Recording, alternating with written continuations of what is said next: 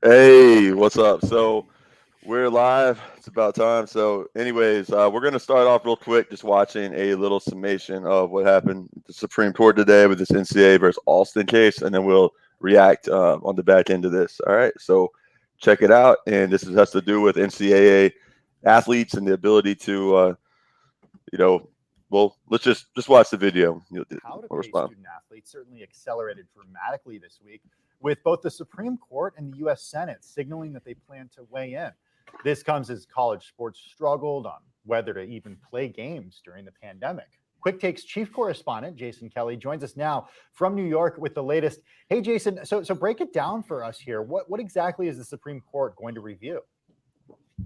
Well, it's incredible, Tim. I mean, over the course of a couple of days, this went from being relatively, pun intended, sort of academic, and you had sort of people weighing in, to the Supreme Court taking it up. And as you say, the U.S. Senate introducing a bill. Let's start with the Supreme Court. Basically, the NCAA kicked up a case that had been decided by the Ninth Circuit around whether athletes can be paid. The NCAA basically arguing that this would undermine 100 years of history and start to blur the line, really meaningfully blur the line between amateur and professional athletes. Oh, now that line's not blurred at all already. The athletes are basically saying, good, yeah, we need to do that. So it'll be interesting to see the Supreme Court. Hello. Earlier, who mentioned the Supreme Court has not really taken this up since the mid-'80s. So maybe a long overdue reconsideration, given how much money, as you well know, flows through college sports, especially big-time college football and basketball. Okay, so that's where the Supreme Court comes into it, and where the legality of this comes into it. What about the group of— I love this anchor right here from Bloomberg, to look at college athlete compensation. How does that play into this? Not really. Well, this is really actually very fascinating to me as someone who's followed this pretty closely. I've talked to a lot of former college athletes. I've talked to folks who have studied this. And no less than Cory Booker, himself a former college athlete. Oh, Cory Booker. Stanford. He's one of the sponsors of this bill. They basically are introducing— he's kind of like the good guy in this context. College athlete it's just weird. Bill of Rights, essentially, that would allow college athletes to get paid. It would give them much more of That's my senator. That's my senator, man. Basically, their own brand in many ways. And this is coming at a time where you have state legislatures weighing in, California most notably, around this notion. And this is a term of art: name, image, and likeness, and whether student athletes can be compensated for that. The NCAA is struggling with where to go next. But it may come down to federal law and the federal judiciary in the guise of the Supreme Court very soon as to where the NCAA can and can't go. So, Jason, this is the big question, though, that I have. I mean, does this change the fact that college athletes, they're not currently paid right now? Does it mean that they could start getting paid anytime soon?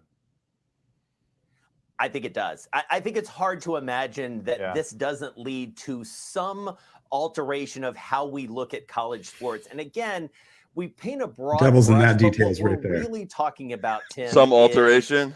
Power 5 college football, those multi-$100 million programs that generate so much money. This college bill of rights that the senators are introducing, that calls for basically those schools to split evenly with the athletes the revenue they bring in. That would fundamentally change the business model. Oh, it would. There's this whole other question. It really would. The funding of non-big time revenue sports, swimming and golf and tennis and lacrosse. Not bringing in the big bucks. How does that all play out? Exactly. So you are potentially looking at, over the next couple of years, the entire business model of college sports being upended.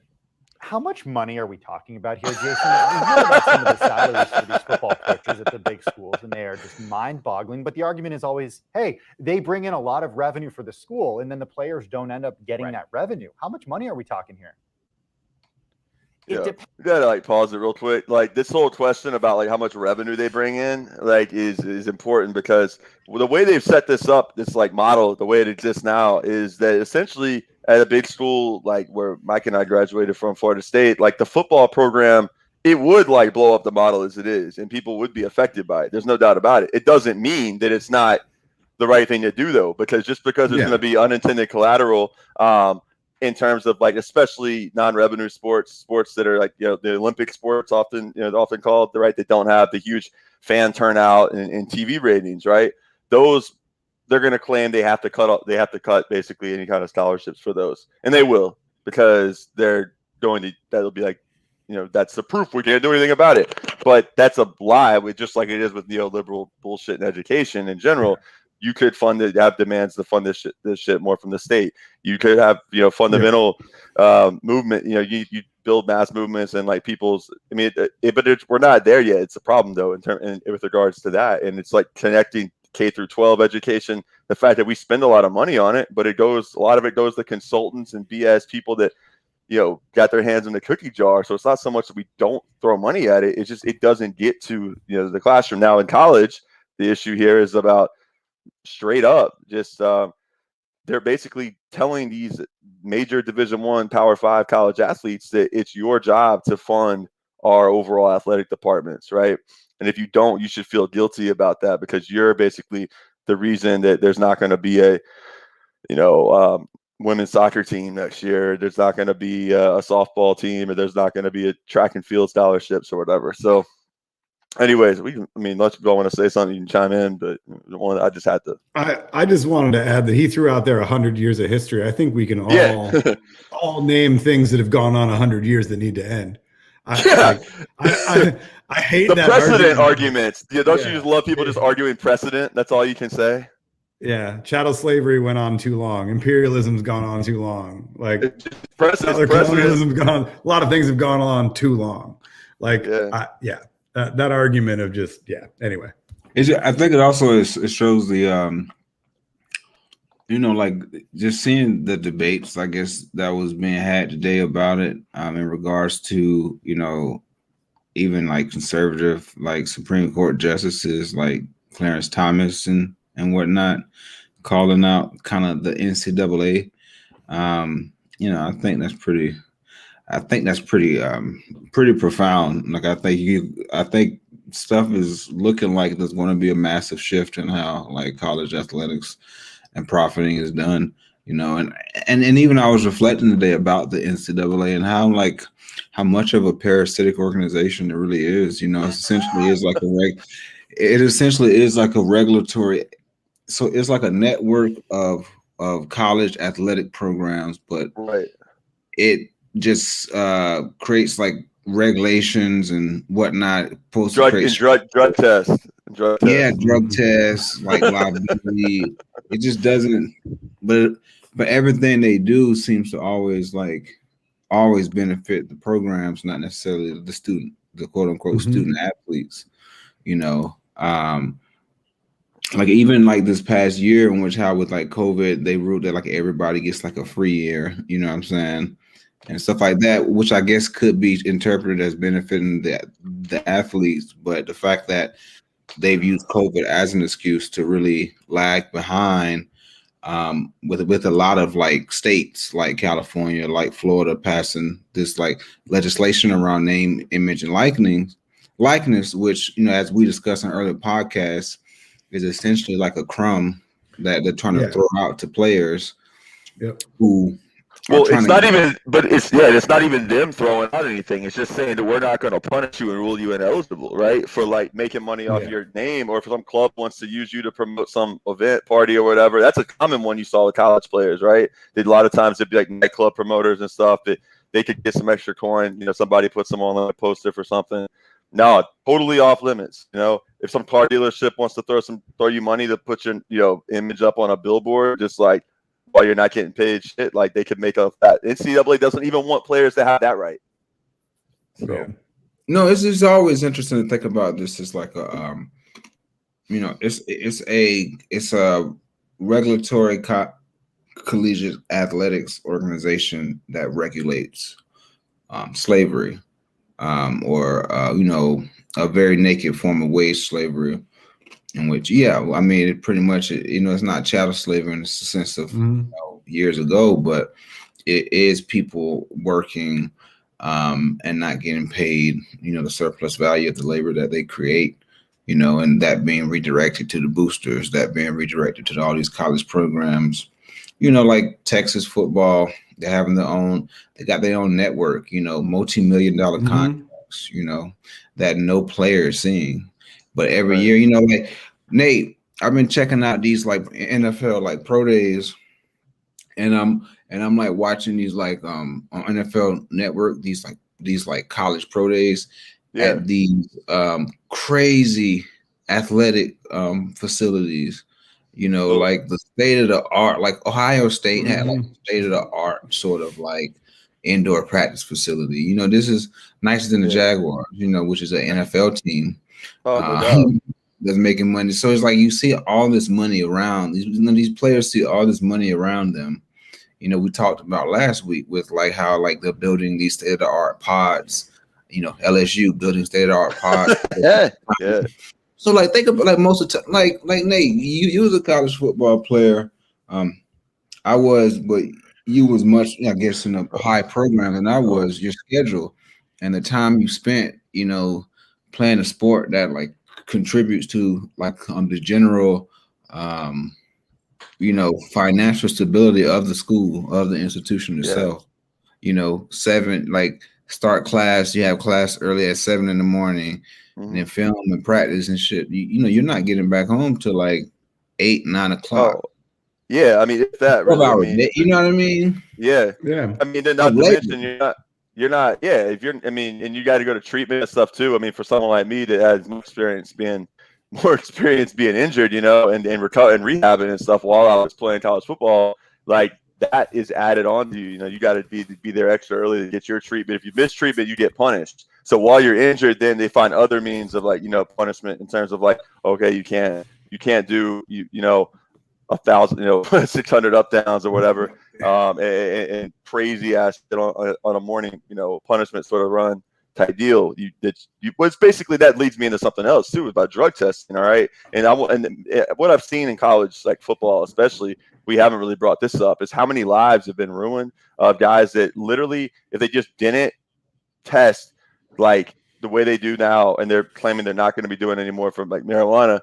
The NFL, at least. Sorry, I'm not saying that for college. It's not true. Yeah. I want to be clear about that. I mean, there are so many guys that had never bothered anybody, that never had any issues whatsoever, that we would never have known like their situation. I mean, I don't think. Alonzo won't carry. He went to a division. Alonzo Jackson, a kid from Jacksonville, who's really close friends with an activist Mike works with, Mr. Beto. They like grew up together, were tight, and I coached him at Robert E. Lee High School, Generals football, and which is now in the process of, I think, likely moving towards a name change. Spoke last week there, and Mike was there too, and but nonetheless, like when he got in his sophomore year, after a failed like piss test just for weed, like they literally started testing his dreadlocks, So it's like they'll do that, and then the hair test stuff is like going to be in there, a long time, and a lot of it depends on your coaches. So there's a big difference that we might point about the NCAA as a parasitic organization. This is what happens. So schools drug test internally as a way of getting a risk assessment of what's going to happen if the NCAA comes in, right, and test the wrong guy. So they know basically who is going to potentially fail a test, what their liability risk, and this is really big, especially in college football, because you have an end of the season at the end of November, right? And then there's like a 5-week break usually, and then there's like the college football playoff, the national championship game, these like the bigger bowl games and stuff. And during that time period, grades come out from the fall, and then also they go to the bowl sites and administer drug tests, right? And then it used to be until very recently that marijuana would trigger an automatic full year suspension, right? I mean, like just full year, nothing. That's it. You can't play. Now it's like 6 games. They've reduced it to. So that's something that I think people still don't like fully realize, is that like, and meanwhile, there's nothing, alcohol, whatever. It is what it is. But there's just another example of how the NCAA regulates like the lives and now with this age of COVID, the surveillance players are under is astounding too, and we'll see if that ever recedes. But it's kind of hard to imagine everything. Just you bring out something like TSA, you bring out these new type of agencies, anything that does added surveillance, it's tough to ever see that going back and receding, basically. So it's crazy. I mean, but I think we gotta like really hit on the neoliberal model of education. That's why we're gonna see all these arguments, and not just arguments, real life examples of, a lot of different sports, they will like cut if it ever gets to a point where, major college players are going to get paid, and they're going to claim they have to do that. And the last point is just that they're also going to trot out these stories of programs that do lose money, because not all programs make the huge money you see at Ohio State, Penn State. I mean, these lower level Division I. I mean, Justin, you went to Central Michigan. They probably make some, but it's not anywhere near the level of. So there are differences and distinctions. So we live in this capitalist system. So it's not as if players across the board, there's going to be some kind of like universal, like, like everybody's going to get paid. I mean, I don't know how it's going to be done, because you have Title IX issues too. So if you make it just purely, how do you base it on? Is it performance pay? Are we going to go by like people? And is it going to be by conference? Are we going to pay each player kind of the same, kind of out of the same pot? That's sort of like, these are kind of the questions that need to start being asked, because this gets implemented and we're not asking those kind of questions, then these jackasses are going to be the ones that recalibrate the system into the way that benefits them, to Justin's point. Yep. Yeah. So anyways, let's finish watching a little summation of this real quick, and then we'll finish reacting. I don't think we really got sidetracked though. I just think we were, building on like what was on. So Depends on the school, and that's one of the tricky things here, Tim, as you know, is that, from school to school, if you're talking about an SEC, a Southeastern Conference school, if you're talking about a Big Ten school, see, I beat him to it. Hundreds of millions of dollars when it comes to the football program. See, he's going right into the point I just made right here. You'll hear, and that's something that we need to pay attention to, because they're going to try to exploit those differences and find ways to. We'll finish reacting at the end. So. No, the big time basketball programs. So that's on the high end for sure. And there are only certain categories of athletes, those that may end up going pro, that really, may quote unquote deserve to be compensated at a very high level. I'm like, I promise I've not seen this video even before we're watching this. It's the first time. You're good. You may remember him. He played for the Giants. He played at the University of Michigan. And he pointed out to me and my colleagues on the Business of Sports show that back in the 90s, when he was playing at Michigan, his coach was getting $500,000 from Nike, and Amani Toomer, that meant he had to wear Nike shoes, to the point where he couldn't tape his shoes the way he wanted to, because it would cover the swoosh. Oh, that's the thing. Oh, and he got nothing. Yo, I gotta say something about that. So at Florida State, like if you're an athlete and you're running late one day and you just like have a pair of socks on and they got like some kind of like Under Armour or Reebok logo or something, you have to leave the practice field, go back and change or whatever, because you have Nike brand like quality control people. All right, and Florida State's a Nike select school, like just like Ohio State is, and they will make you got to go back to the locker room and then make sure your swooshes like displayed correctly, even at practice and everything. And there's no brand infringement on Florida. It's because that's going to mess up. That could bring into question Florida State's status as a Nike select program. So that's kind of what he's alluding to here. Mike, did you want to jump in though? I'm sorry. No, I thought what we saw last season around the college football season, beforehand with COVID and the different conferences not playing or canceling play. You first saw it with the Big 12, I believe, or the Big 10. Mm-hmm. Then you saw like the Pac-10, the Pac-12, as well as what some conferences didn't even end up playing. Like some ended up playing in the spring. Some are playing right now. Yeah, some are playing now. I think you actually saw kind of like a balkanization of like conferences due to COVID. You kind of saw like a fracturing of whatever the NCAA kind of power unity amongst the programs and conferences. I mean, essentially, it's kind of how you have to view it. From a political sense. That's what the NCAA is. It's supposed to keep unity amongst all these $1 million programs. And create a sense of like uniformity. So. You saw that because essentially the NCAA like really didn't want to be like, oh, no one's playing, you know what I'm saying? Or no one should play.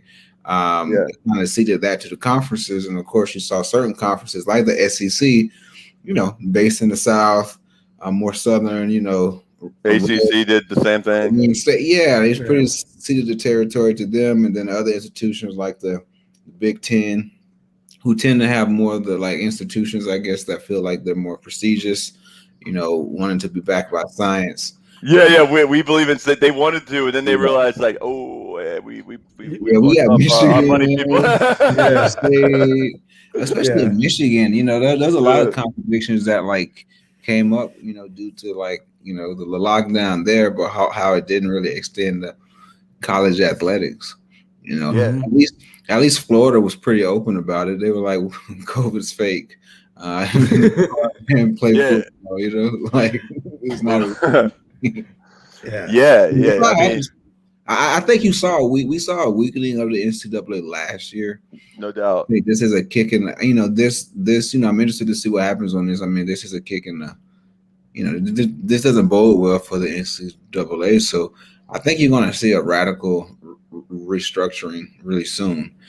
Will it benefit the players? I guess is, I think there's room for it to be pretty much controlled and ran by the players. This movement that's been created, but we'll see what happens.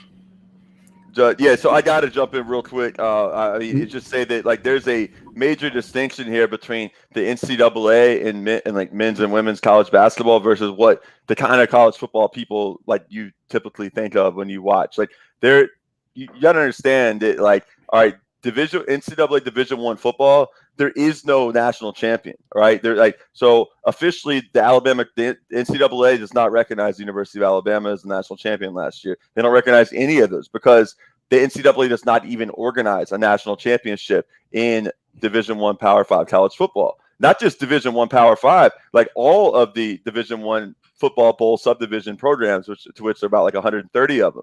There is no playoff or national championship. That is a made-for-TV event. It's a corporate entity that developed that replaced the BCS, the Bowl Championship Series. Its antecedent. Mm-hmm. It was in place from 1998 to 2013. My brother actually was on the team that won the last ever BCS national championship game that was played at the Rose Bowl on January 6, 2014. And Jalen Ramsey actually got his ass run over in that game, Mike. If you look back, Trey Mason, who I brought up in a previous episode, the running back who is sadly, having mental health issues and all that kind of stuff we talked about before due to like head stuff. But he ran Jalen Ramsey's little freshman behind over in that game. But nonetheless, I just remember that vividly being there. So that's just, I digress. But the point is that there's a huge difference between, so let's look at college basketball right now. This is actually the NCAA's golden goose. Mm-hmm. What's going on. It's March Madness. You see the propaganda.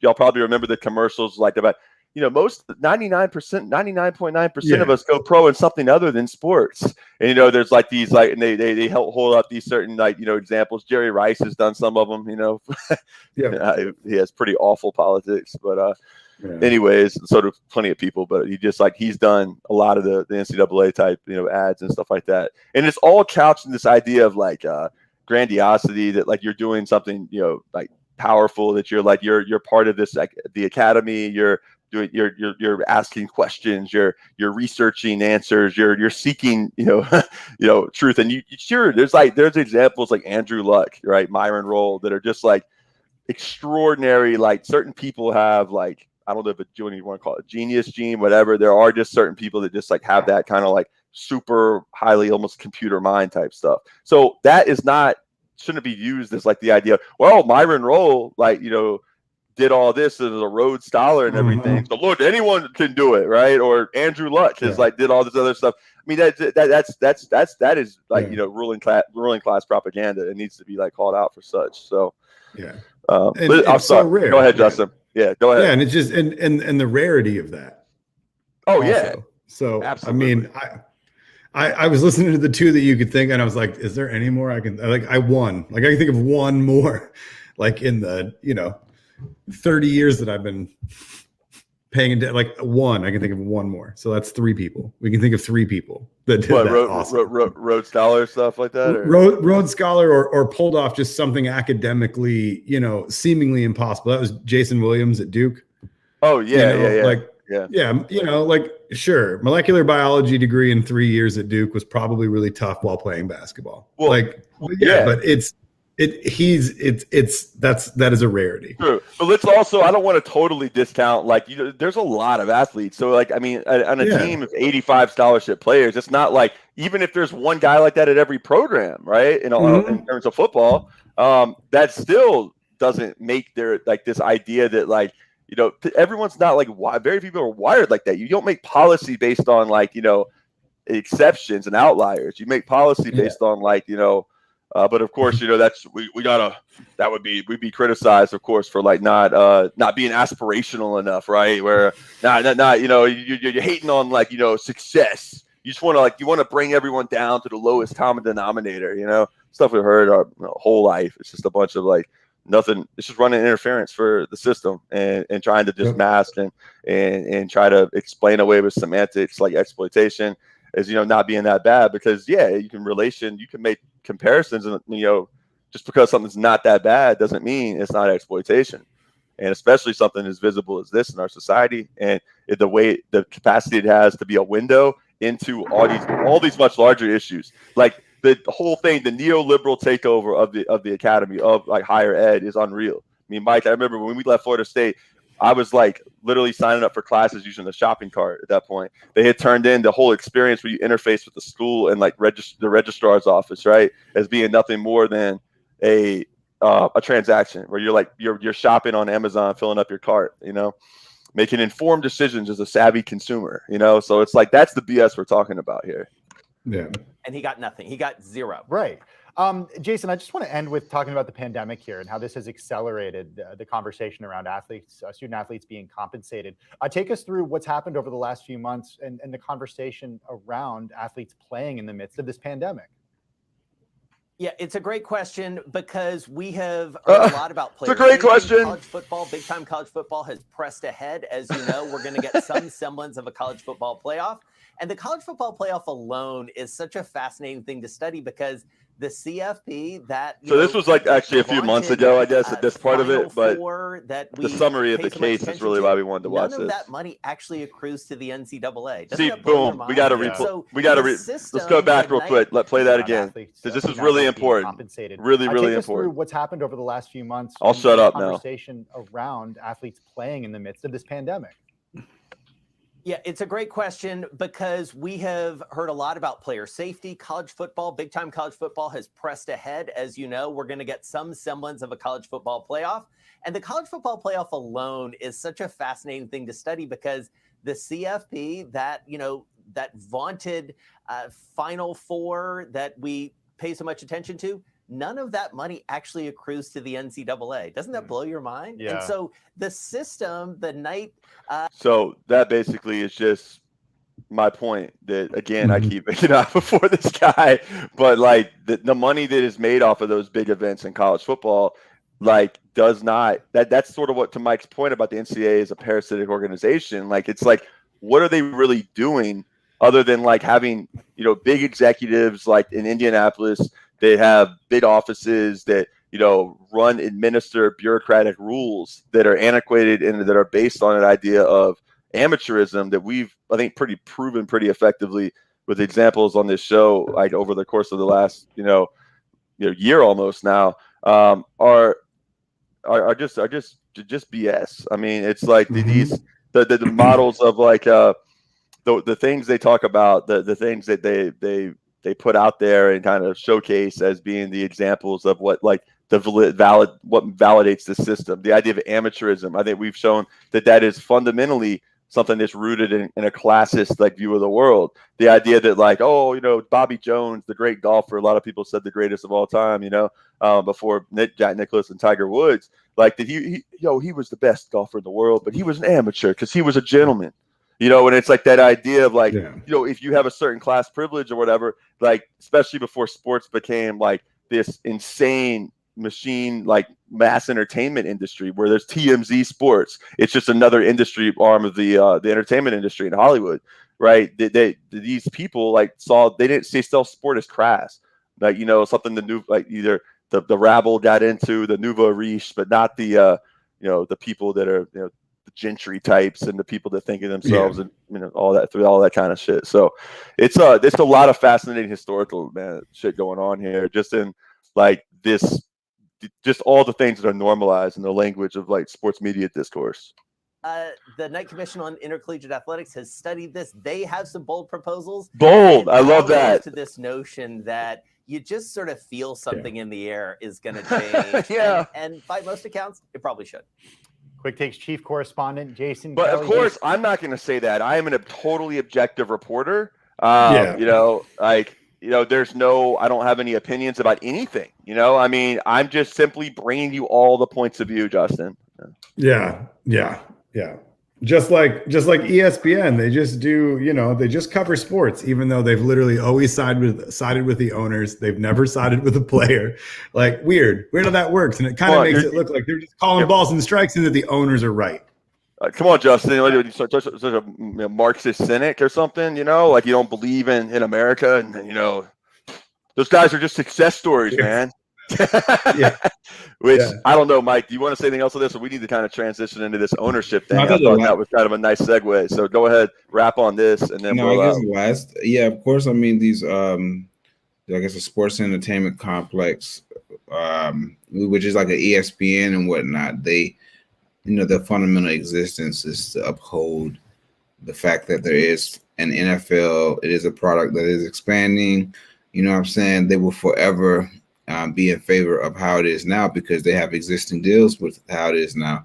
If you ever see a dynamic in which the players, you know, exert themselves and have a lot much more influence, I think, you know, something that maybe we should discuss, you know, because we about to speak about the NFL owners is the addition of a 17th game that NFL owners voted on just this week.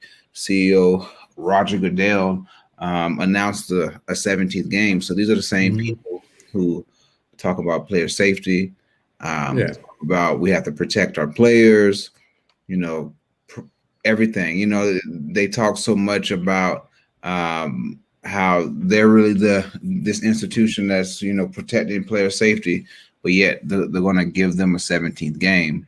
And I think, you know, and add another game to people's bodies without necessarily an increase in pay, you know. But Mike, chill, man. They're getting rid of one preseason game. That's literally their argument. And this is something that I've heard on sports talk radio. You know, like all the fans and stuff are like, I just hate. I just hate preseason games. I hate them. Worthless. They're so, I hate. It's not entertaining. Get rid of them. Yeah, I want to see more games. I'm like, of course you want to see more games, but you're not thinking about the wear and tear, on these players. What do you mean, Mike? Mike, I would give my right arm to be able to be in their shoes. You know what? I'm tired of these guys complaining. I sit here and I go to my job all day and I listen to and that's something that you actually saw. If you look at New Orleans Saints running back Alvin Kamara, tweeted about the 17 games, he retweeted it, but tweeted like something like, "Oh, this is messed up." I don't know if you could pull it. I could try to pull it up. No, we got it right here. And then you had people in the replies talking about whatever, work a real job. You know what I'm saying? Like, oh, you complain about a game, you get a real job, and it's just, it just makes you think about like, here it is, this fucking 5'8", 165-pound dude who works at like Costco, and there's nothing wrong with working at Costco's. All labor should be appreciated, but you're like criticizing a NFL athlete, who doesn't want, like, here it is, like he's getting DMs from fans who are like pissed off about, imagine laying brick, you're not cooking, not bricklaying, not running a daycare, not waiting tables. I'm just like, I was mad there getting back to us anyways, but no, you're right. I got to go back now. I started checking there we go. So this is Kamara right here, and he says you play a kid sport. Yeah, he talks about kiss my fucking. Yeah, that was sort of when you finally get to the NFL, you make money, you become lazy and weak. Like, what are you talking about? So it's like, think about it. Think about the psychological dynamic of a fucking, more than likely white supremacist entitled fan, you know, who like has seen these players since high school. You know, like I used to see him. I saw him playing in 9th grade, and he was a good boy, and he could run, and he was fast. So they play for free. And high school, play for free, sacrifice their bodies. College, the same. They play for their great, you know, that they win a championship with some team. Then all of a sudden, when they're at the ability to earn money, you know what I'm saying, off the labor that they're creating, all of a sudden they're becoming lazy. College football, like it's slavery. We've established that. They also play like 12 games, maybe 13, maybe 14. No, 15 if you win the national 15 if you think about like LSU, the national championship game, they play 15 games, you know, because of the playoff schedule now. NFL is playing 20 games a year, you know, and like of course during preseason, you know, maybe 2 games like you have like veterans don't play or they don't get any time. But you're still practicing. You're still every week. You're still going into the facility. You're still not spending time with your family. You're still basically on call by this team. You know, like NFL is like you have to think about it. It's not like a regular like 9 to 5 where you punch in at this time and leave. No, you're 24/7 during the season. Like you have to. Like, the coach can call you at night and be like, "Players, we have a player." You know, you have well, thankfully they have a CBA, so you have a CBA. You have a CBA, but it's one of those situations in which, you know, like I'm sure there's stuff that like you can. There's always language, you know, in contracts that like you know, I mean, or whatever. So like, it's just that it's not a regular job. Plus, you're taking years off your life, physical stress. Taking probably pain-killing drugs, you know, stuff that's really bad for the human body. You're putting yourself through that, and to be criticized by fans who, you know, if these people so-called believe in capitalism, right? Well, your labor, you know, on the market isn't as valuable as the NFL players, and that's just what it is. Yeah. That's thank you, Mike. That's the perfect, like, that's just, that's it. If you were 6'6", like it's like, bro messaging me. If you were 6'6", like 350 and can run a 4.8, you would be right. You would be doing the same shit I'm doing because your knees getting cut down. Your life expectancy. We're learning about CTE and the damage that football and collisions in general, like this, like I think with CTE we've learned that it isn't just through sports you can get CTE. It's through abuse. It's through, you know, other means. Look at this, Mike. Sorry, keep going, man. My bad. Now you started laughing when I said abuse. This shit was she was mad. She was mad. I'm just joking. He's mad because all you guys get millions to play a game and complain every year about something new. While companies give y'all free shit by the bullet and the best medical care we heard. You guys are ahead. Oh man! Like click on that. There's so much to unpack, click on that profile, Nate. Who is this guy? We're putting Matt Davis on blast. This is a fun exercise. Oh.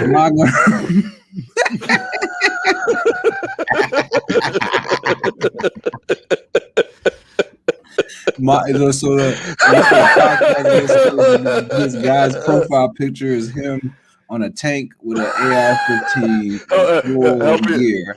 Can you click the X? Yeah. Well, we will. He's helping. You know, just bring along a good color revolution to help the people. You know, like help facilitate a lovely color revolution on behalf of the free people of Ukraine. You know, the freedom from the scourge of Russian influence. So I saw Boston Red Sox, and I was like, okay, that explains a lot. Let's look at it. Here's his profile pic. He's he's got the WFT like team helmet stuff because like so when Chase Young got drafted, so he refuses to change the name of the team. No, he's just got a picture of Chase Young. On the profile it has the old name, Redskins. Oh yeah. So I got he just like he refuses. Back to blue, all lives matter, reverse racism is real. All right, this is the perfect Twitter account just because it's like it brings everything we talk about all into one thing. Like, I don't care. Like, this guy, he joined January 2021, probably a troll. in some respect, but actually maybe not. I mean, there's a lot of people that actually retweeting Charlie Kirk, retweeting Ted Cruz is about to pour almost $100 million into Palestinian areas, while the Palestinians continue to pay for terrorists to murder Israelis and Americans. Yeah, that's happening. Yeah. Okay. Yeah. Like he's like, how horrible. Hey, to Palestine. All right. It is a Biden crisis. Okay. So whatever, man. Like the point is that there's a correlation between people tweeting that kind of just nonsense. And this right here is wild because like that's medical care when you're hurt. Yeah, like as soon until like they are able to release you, and then like there's like a period that you have it for like, you know, it's not very long, then it expires, and depending on how many years of accrued service you have as a player in the league, and then you don't have the owners will not even come to the negotiating table on lifetime healthcare benefits, even for players, you know, with years of accrued service, not on the table. And like, because they know with the amount of money NFL teams are making, it's really, really wild. Free shit. He's talking about the gear that you work and perform your labor in. I mean, this is what's insane. This gets back to like the idea of the infantile notion of what it means to play games. That's why, like, you know, I got to give a shout out that the End of Sport podcast people. You know, we had Professor Derek Silva on and Dr. Joanna Mellis and Nathan Coleman Lamb. Is that the last year they've definitely helped challenge me even in the way you think about some of this stuff and the way you think about labor and whether or not it just the fact that when there's a site of exploitation, when there's a site of, you know, big capital that is extracting value, right, that is not producing. And using and exploiting historical racism in a major way, sexism, as we saw last week with the weight room disparities, right, that NCAA tournament had with in terms of women's and men's weight room facilities. But this idea that, first of all, athletes it's a jealousy that goes back to the schoolyard, right? It's like it shows a mentality that like your brain is essentially operating in like, you know, high school, middle school level, like, you know, levels of cognitive functioning. And that like you're frustrated that you're like petty resentments against maybe some jock or who may have said something to you who maybe wasn't a jackass, you know? I mean, kids can be cruel, you know? And that's like, you know, but that then to take anecdotal experiences and then to say like, oh, these people, I would have loved to have been that kid at my middle school or my high school who had like, you know, it was the best athlete. They're privileged. They don't see the work they're having to put in. Just because you have like, you know, amazing skill, Mike, I know we could probably both write a book with like names of people that we've known who like everyone thought when they were growing up or middle school or high school was for sure going to be making it big and everyone would know their name. And things happen in this life, especially in this society, right, where you have to take care of family stuff and immediate demands on you on you for your labor in order to like literally make sure that you just so much have a roof over your head for people in swaths of this country, majority, you know, actually. But we don't hear those narratives, right, on ESPN. And it's just, and if we do, it's all about them escaping poverty as some sort of inspirational story. Yeah. Yeah. And something tells me that had the same tweet that Kamara put out there been put out there by JJ Watt, Matt Davis here wouldn't have said what he said. Yeah, you're probably right. Like, yeah, it's an absolute. Oh, here we go. The man, along with a few others in this thread, definitely grew up without fathers. I mean, it's racist stuff. We don't have to go over it. Yeah, we're done with this stuff. Yeah. So, anyways, stop on that. But I think it's a good segue though into the NFL owner stuff, and I know that there's so much here in terms of what these guys are, and their relationship to these kind of things. I mean, that why these NFL owners also are huge supporters of the NCAA, and they like this model. It gives them essentially, unlike Major League Baseball. Well, Major League Baseball does not really fund its minor league system anywhere near what it should, but nonetheless, there is one. You have a free system of like talent development, right? That is like, you know, you under the guise of the university system, the Academy of Higher Learning, that model that goes way back in time. And that is something that is a great boon. It just doesn't exist in other countries, though. There's no other equivalent, you know, like analogy you can make, a comp you can make between another country like the U.S. that has an amateur sports system that is on the scale of what we do. Not even close. Yeah.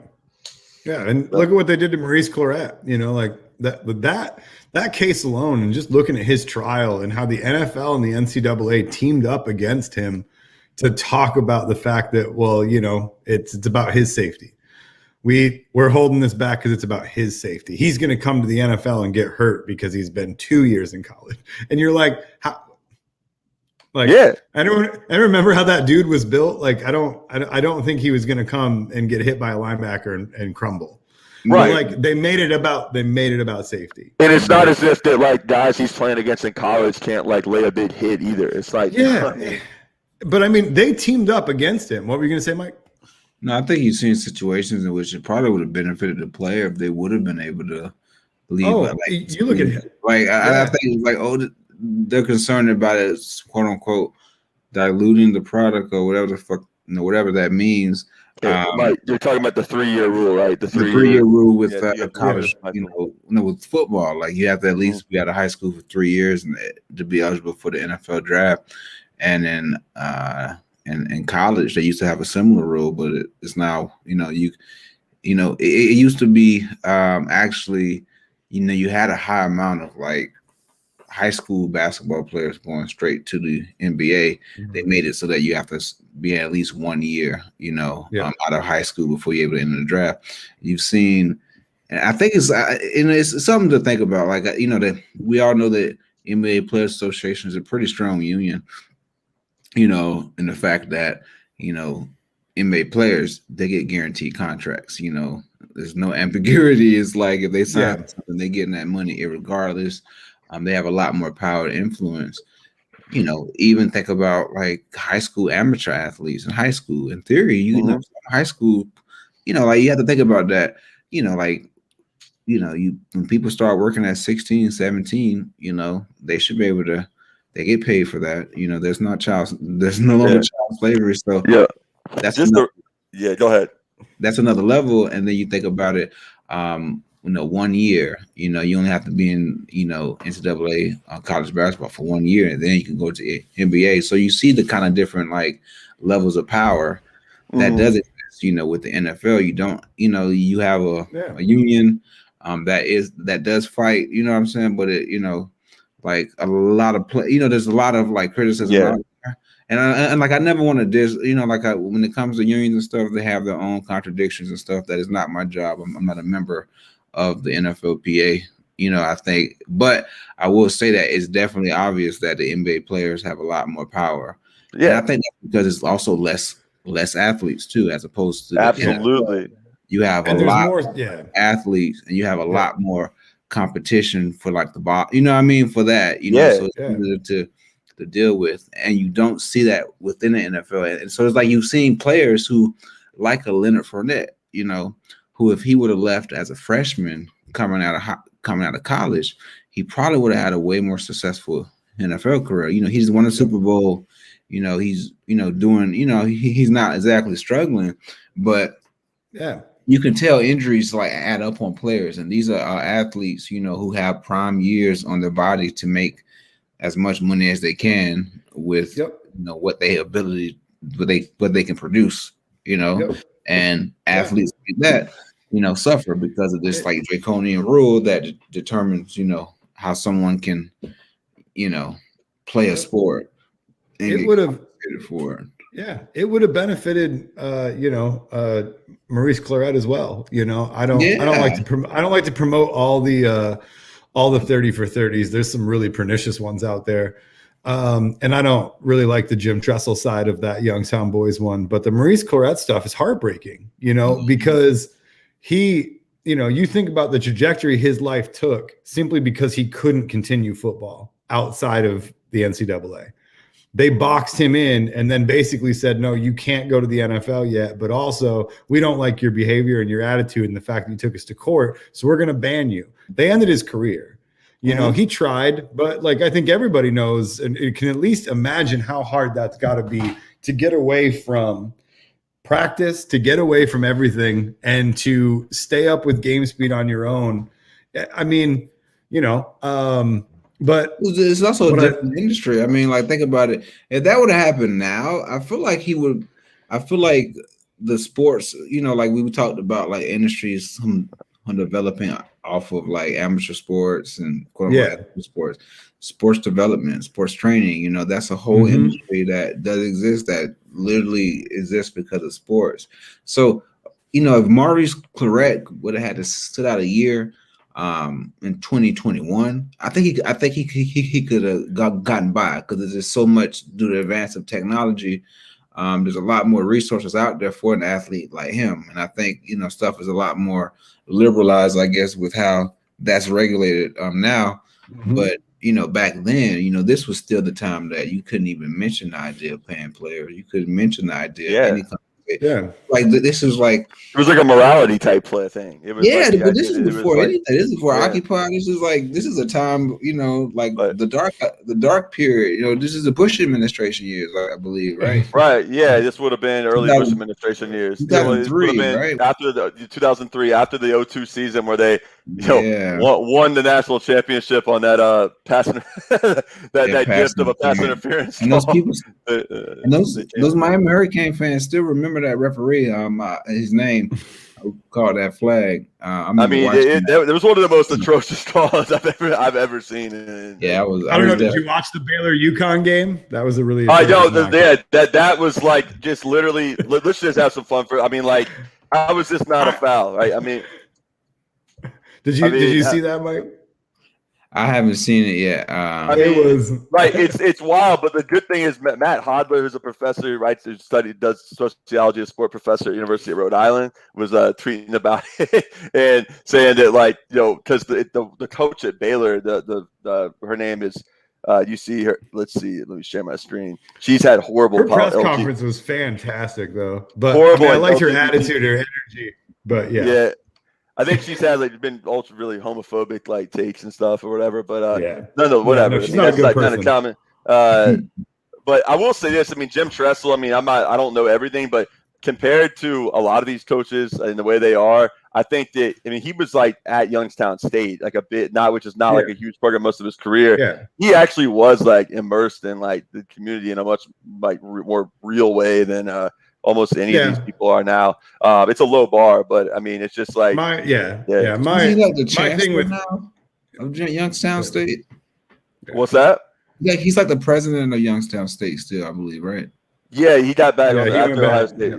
Yeah. So really, I respect how he stood up for his players at Ohio State, though. And like didn't turn them in. Like, and people act like that was a flaw. Like, man, bump that. It's just funny that he like failed up.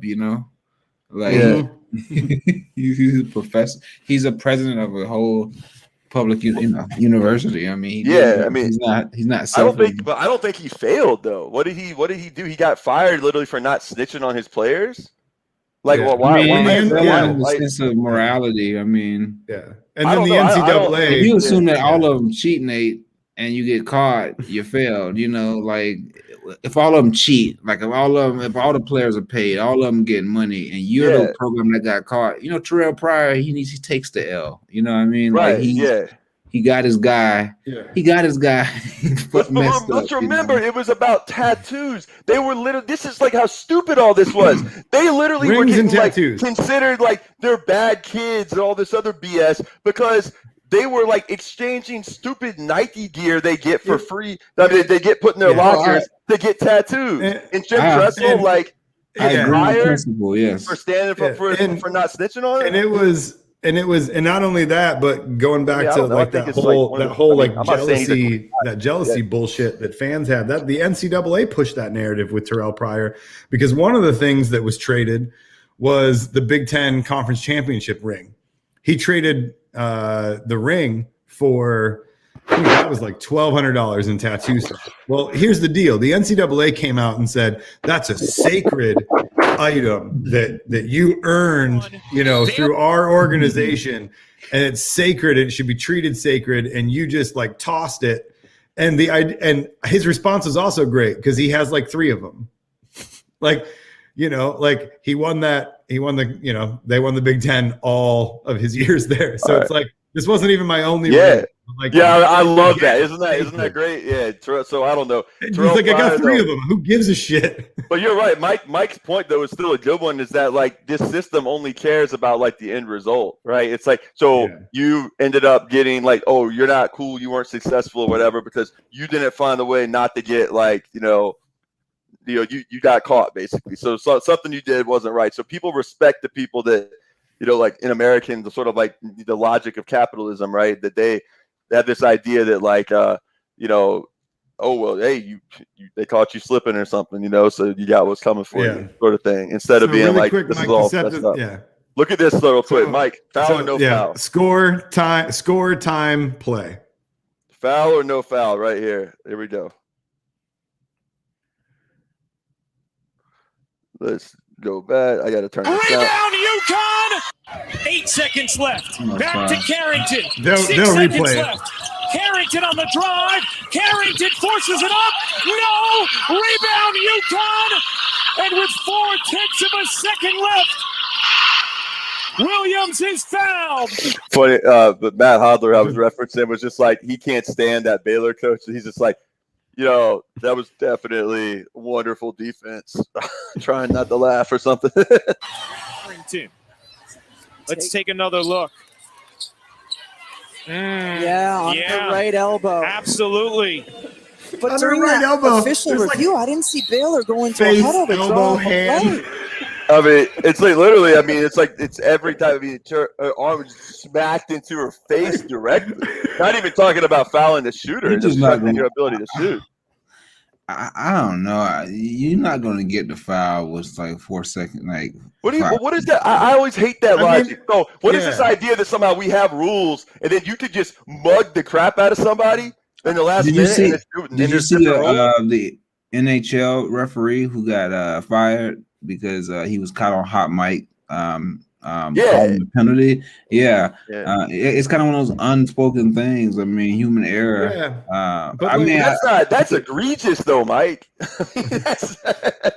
Looks like good defense to me. I mean, like I don't know. I call it in the tournament, man. Like I was watching one of the 32 games. I believe they call too many fouls most of the time. I feel like, and the NCAA refs do. They don't let them play, but then they don't know. Did you watch FSU? When the FSU played Michigan?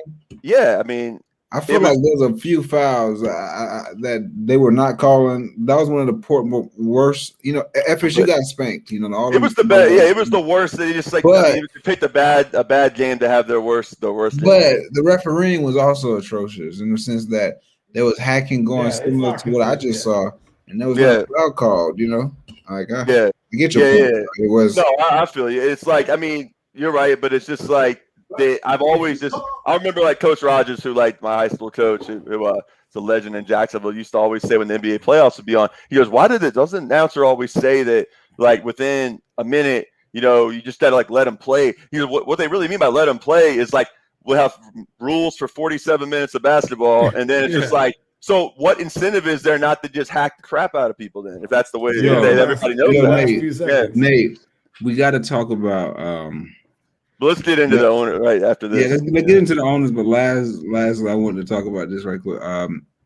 So we were at a town hall at Robert E. Lee High School last week, and there was of course there's a lot of vitriol. The majority of people who spoke at the town hall to the school board and stuff for changing the name. It's a big thing happening in Jacksonville. Controversy around changing the names of these Confederate.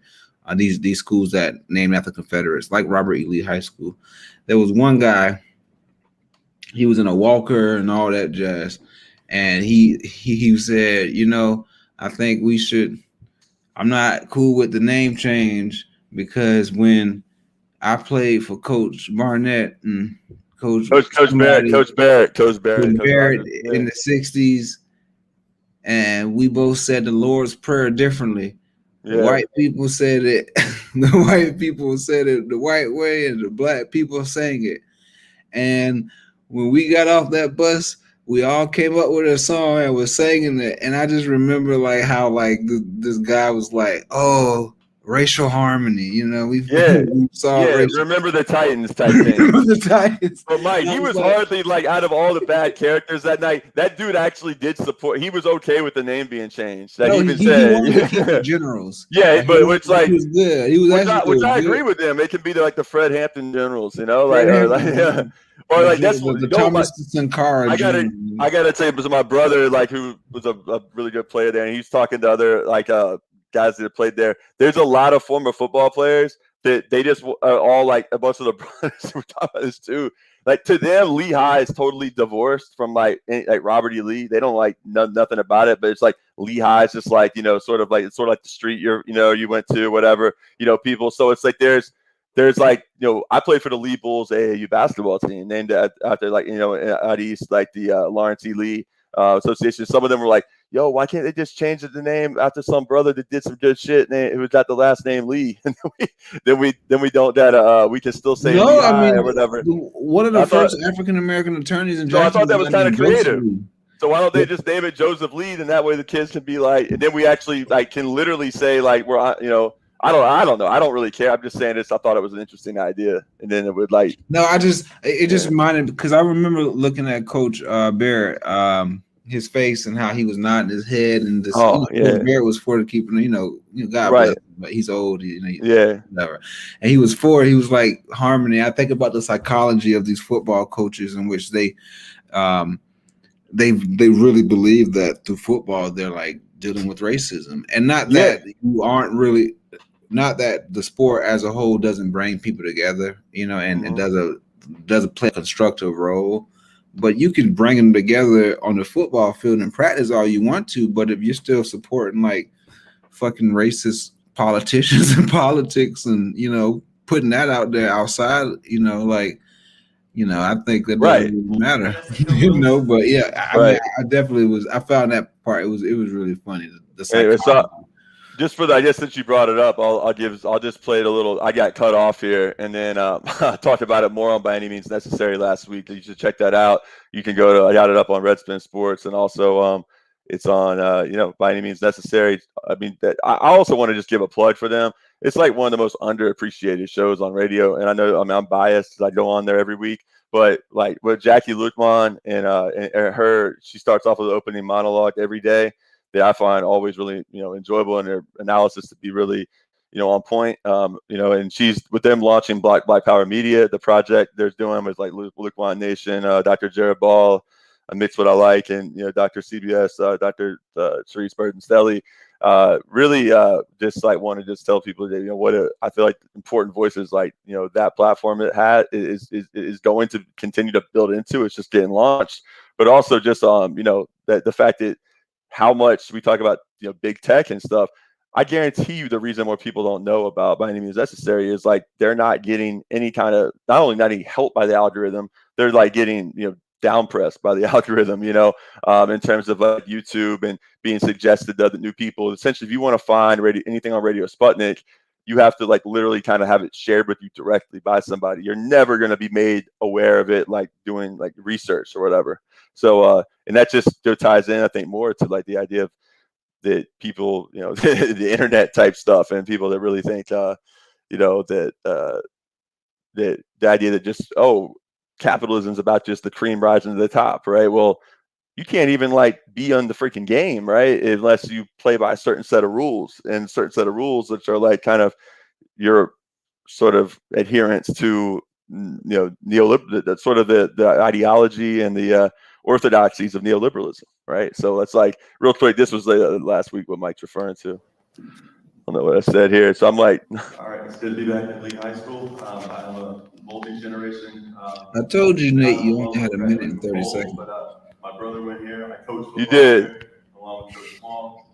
I have a great amount of respect for Ms. Dean, Coach Barrett, everything they've done, Coach Rogers, the legacy, the backyard. But I think that we're suffering from a failure to understand that lost cause narrative that was pushed from Reconstruction into the late 19th century and the 20th century has really just devastated our ability to really understand the real history. When you look at like young lady that read the quote from Alexander Stephens, the Vice President of the Confederacy, that the touchstone, the cornerstone of the Confederate government was the fundamental, reality, fundamental truth that the white man superior. The white race is superior to the black race.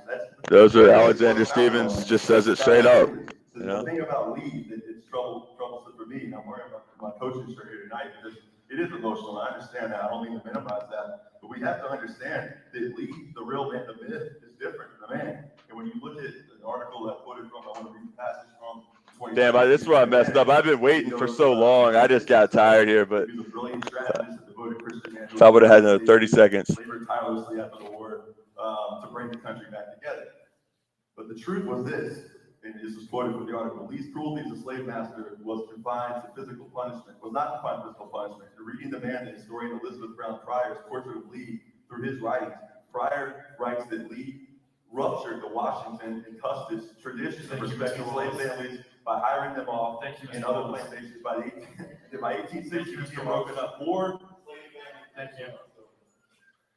slave families broken up than I think there was only one that hadn't been, basically. So this idea of the kindly General Lee is some crazy. That was a good speech. I don't, you have to quote. I was so ready, man. I was so ready early on. I was like, I just got like, I was sitting there. I just like kept it. And I was waiting and kind of pacing. And then when they did call me, I was kind of like, I was texting with someone at the time, and like my mind was just kind of gotten drawn in other directions, and something come up. Then I'm like trying to kind of reset myself. I was sitting there like on edge for like 2 hours, like so ready to go, man. It's like just, I don't know, that's what 90 seconds. You just got to be really, really on point. Hey, Nate, I don't know what your epitaph should say, but you should definitely run out of room. Run out of room? Yeah, like your epitaph should just take up the whole thing and run out of room. No, man. Can't happen like that. Gotta get better. But anyways, this is like a little context there for that. CNN picked this up on how like racist all this stuff is, and like oh no. So you can see where the cookies know where I am.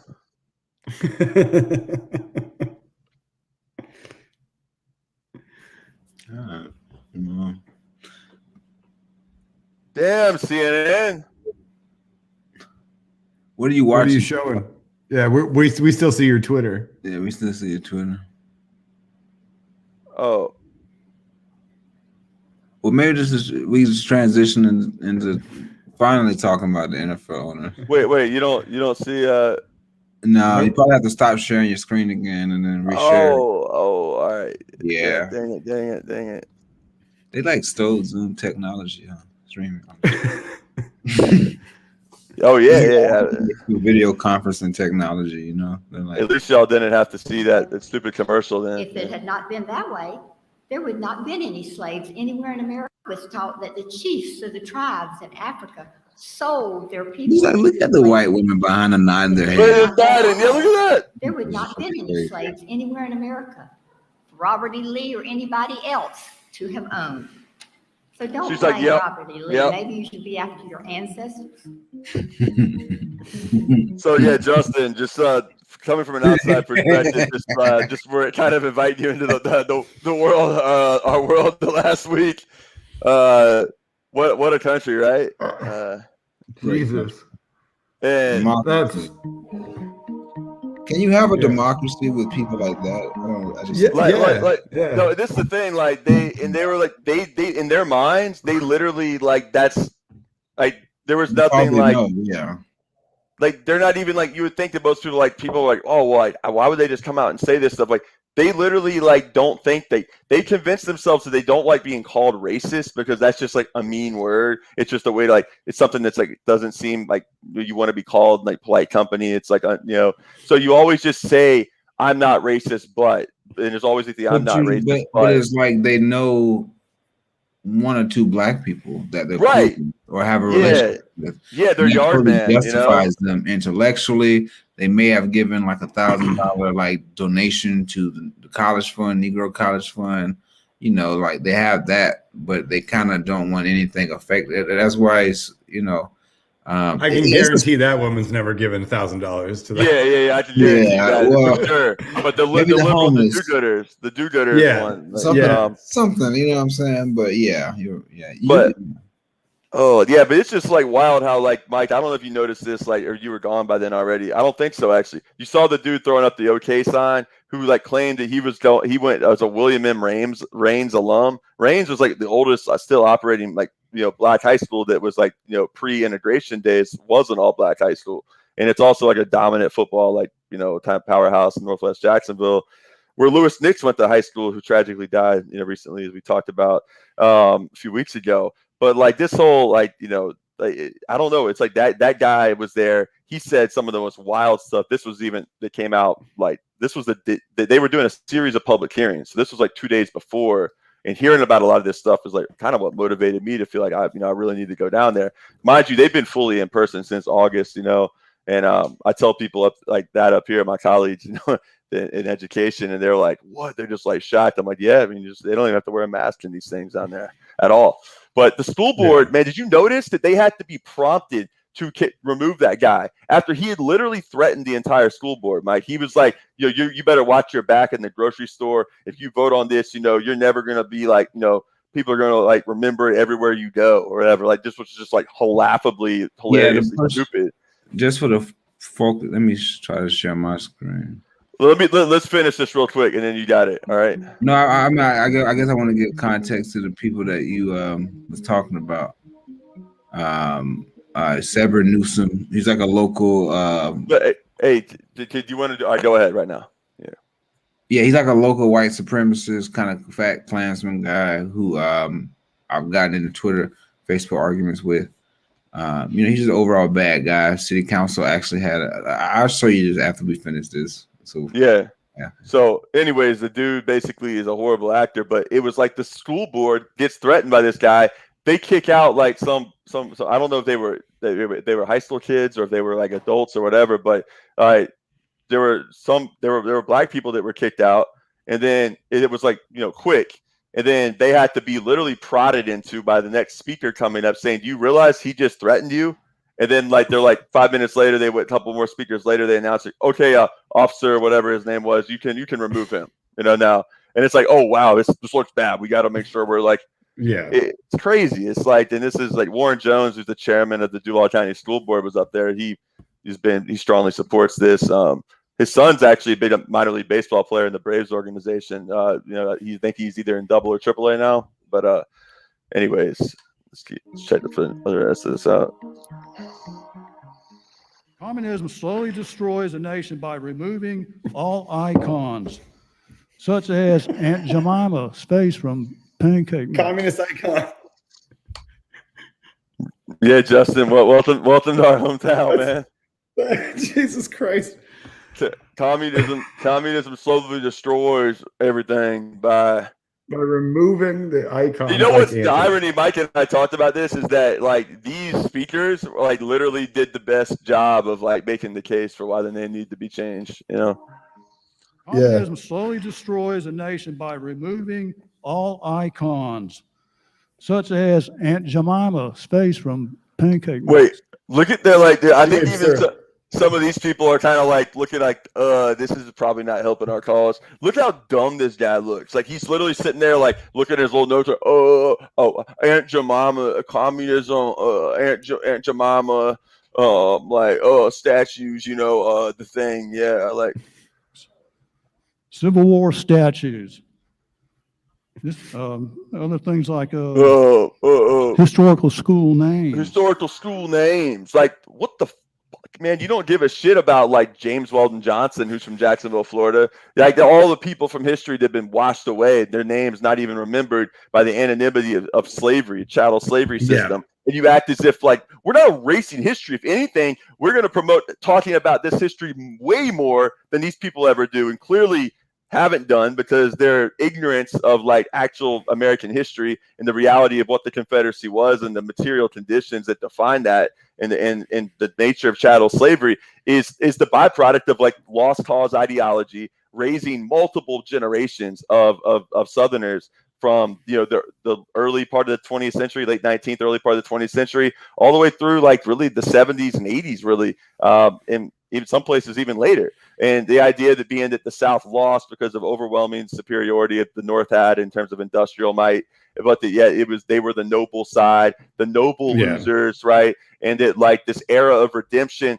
that rolled back all the gains of Reconstruction, really from 1877 all the way through that was when the last federal troops were pulled out of the South, all the way through the 1880s, 1890s. You had the creation of the Jim Crow system, recalibrating the things and the exploitation, the oppression, the racism, and codifying it in a way that was like going to, I guess, officially comply with the 13th Amendment, but creating new forms of getting around it, convict leasing, all that other bullshit. So my point is the erasing history crap is just so absurd. It's the dumbest rhetorical device, and I just hear it all over. Like I hear it in all kinds of contexts. Like the right wing, it's one of their biggest things. We're erasing history as if like who we choose to put up on the names of places of honor, such as that we name schools after, buildings after, put statues in parks after, that whether or not you have one of those or not has some kind of connection or relationship correlation with whether or not we study history. It's just the most asinine thing I've heard. I'm just so sick of it. And it just nobody really pushes back on it in a way that needs to be pushed back on. It says in the Bible, Jesus himself never condemned slavery. In fact, he said slaves have an obligation to obey their master.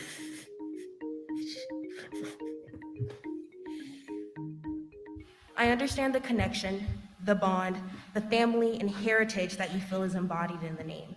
When the name is so blatantly disrespectful that you choose to downplay the horrific actions that happened under that general, that flag, I humbly ask that the name calling on both sides stop, that we look at history objectively and honestly, how we make room for change. I heard a lot of racist things as I like stood because I think some of you good people. I don't like that either. I was one of you, but I'm not.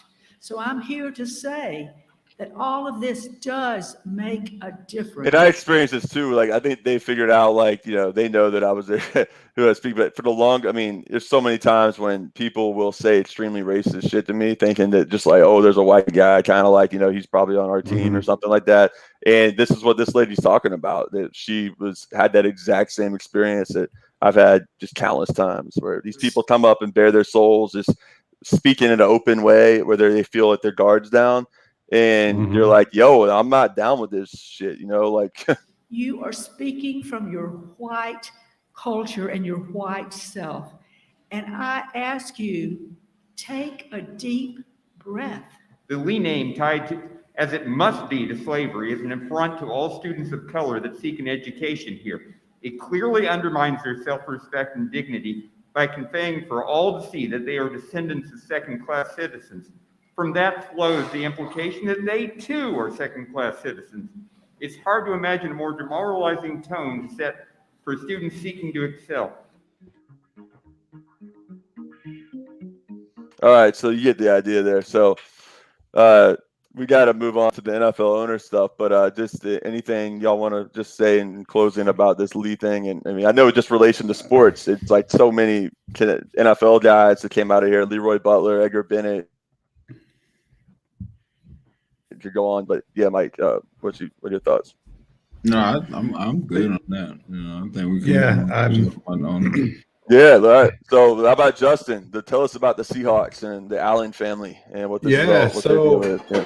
So the Allen family, when it comes to Paul Allen, I mean, it's really just him and his sister, but it's a really interesting NFL owner from the standpoint of the reason I wanted to talk about him and kind of highlight, what he stood for, is that he probably had, just to kind of start with the thesis and work backwards, is he probably had more ability to change more in the NFL, being that he was the richest owner by far. At the point of his death at 20 billion, that's still double. I mean, that's more than double what Jerry Jones is worth now. So Paul Allen with his net worth, I think the richest owner currently is the Panthers owner at 14 billion. And he's had a huge jump in the last few years. So Paul Allen, being the richest NFL owner, probably had a position to change more than any owner could, just with that sheer buying power. But his overall indifference to running that team and to owning that team and almost seemingly the matters of football, you know, kind of add to like the anomaly that he was overall. I think that if you were to measure Paul Allen versus Steve Ballmer and Bill Gates, certainly he's the best human out of those three, but that's a shitty group of three people. You know, he had battles with Gates and Ballmer over, you know, his shares of Microsoft going all the way back to, you know, before they were Microsoft. But real quick, just to kind of go over early details and kind of squash that bootstrap myth. He went to Lakeside in Seattle, which is a private school that in the late 60s had a computer programming program, which is not common in the late 60s. He was there in 1970 with Bill Gates. That's where they learned to program. That's where they met. Kind of squashed this whole bootstrap garage bullshit that we have about all these tech billionaires. You know, is that he came from a private education. He came from, his mother was a teacher. That was the humble position. His father had a high up position at the University of Washington he was the director of libraries at University of Washington. You know, it's middle class upbringing, but at the same time put into private school, had the advantage. I would never say that Paul Allen was stupid. He had a perfect SAT, but went to Wazoo with it. Which that's kind of the whole story of Paul Allen, right? You have this. I'll explain when people who don't know the class difference between, like, you know, maybe like a University of Washington fan club and the way they kind of seen in the state versus like Washington State, maybe how geography has a role in that too. Oh yeah. I mean, Washington State's over in Pullman. I mean, the bass player in my band went to Washington State. They used to walk to Idaho to go to the bars because it's a border town. I mean, you are over there. You are in the middle of nowhere. Like, I thought Mount Pleasant, Michigan, where I went to college, was a tiny town. I mean, Pullman is just the quintessential, like, high desert, you know, southwestern Washington or southeastern Washington college. Yeah, it's crazy that he went there with his perfect, you know, 1600 SAT score. He drops out after 2 years and goes to work for Honeywell in Boston. And that's, I think part of that was strategic, to be backed by his, you know, private school, high school friend, Bill Gates, who was at Harvard at that time. He worked for Honeywell as a programmer. He convinced, he's actually the reason you get Bill Gates was a college dropout. You get that from Paul Allen, who actually convinced Bill Gates to drop out of Harvard, and they could start their business and they could just, you know, move it. So, you know, Paul Allen's really the college dropout billionaire, you know, like the Bill Gates was the convinced dropout college billionaire. Yeah. You know, they instantly go on. I think we can skip. I don't want to go on too long about all the shit at Microsoft, but, you know, the point is, in Paul Allen's own book before he died, he talked about several times that he screamed at both Ballmer and Gates because, you know, he first was diagnosed with his non-Hodgkin's lymphoma back in 1980.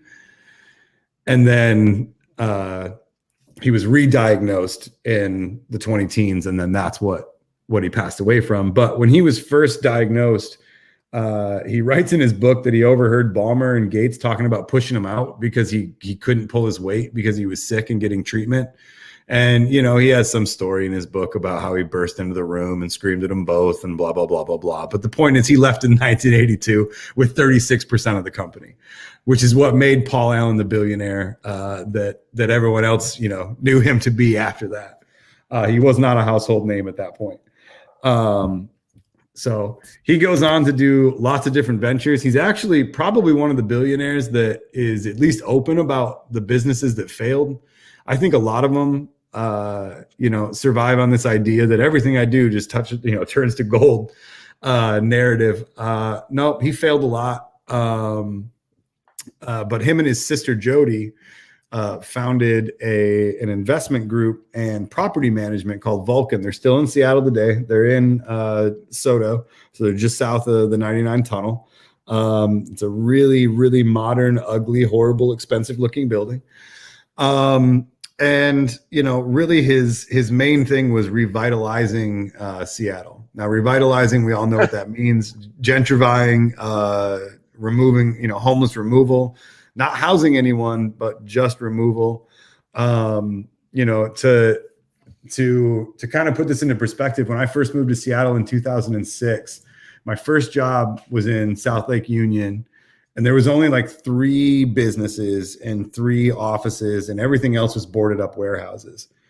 My last job in Seattle, as we've talked about before, was at Amazon, which was in the campus, which then took over the same building I worked in when I first got there, when it was all vacant and surface lots. I mean, we're talking surface lots that were chained up and fenced off. So this is just downtown real estate not being used for anything because there's no reason to be there.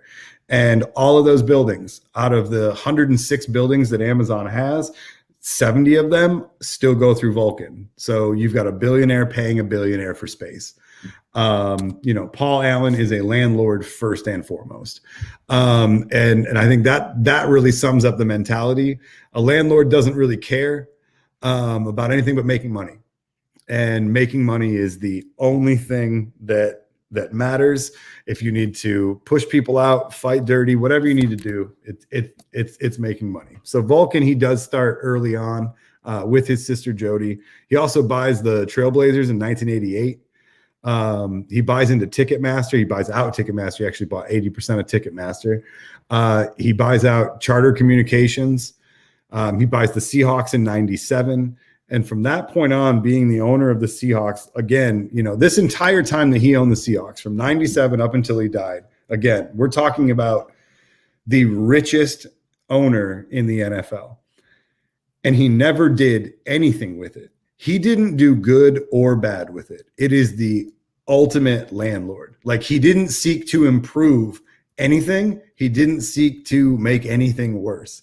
He always owned that team and has ran that team from the standpoint of dollars and cents, end of the year. The spreadsheet just needs to be going in one direction. It's all that matters.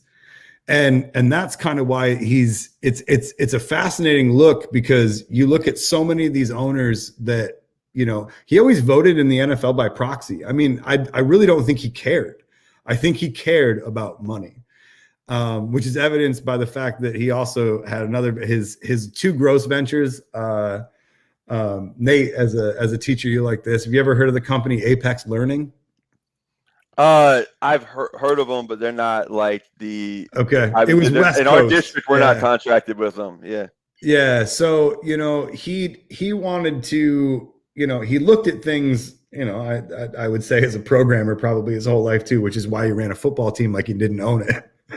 He hired people and he stayed away. And that is Apex. He wanted to AI curriculums. Now I want you to think about that in the benefit of the kids, and think about that in the benefit of, individual teachers being able to add, parts to their curriculum.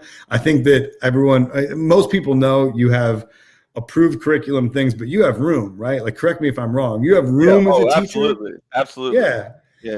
So and I have even more now that I'm tenured, which a lot of teachers don't have, and we need to fight hard to keep.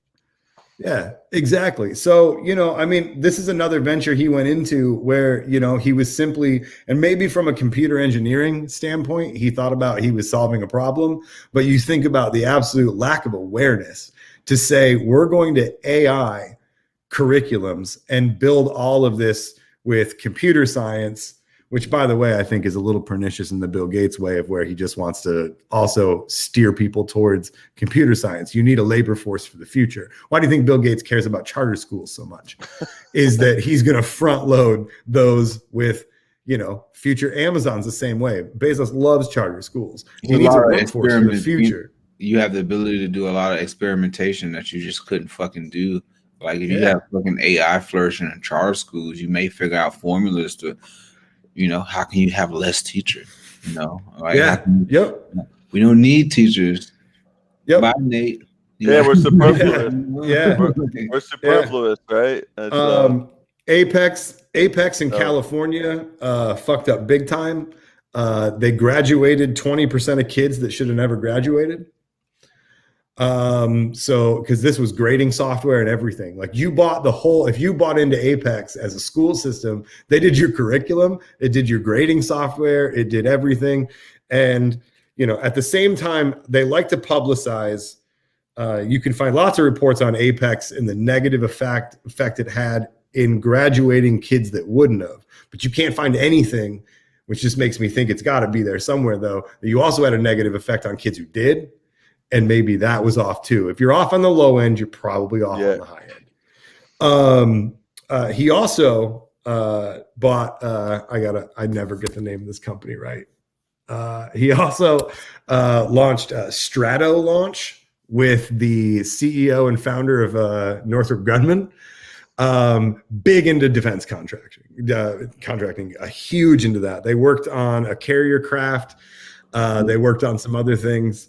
It was like Tony Stark's dad or something.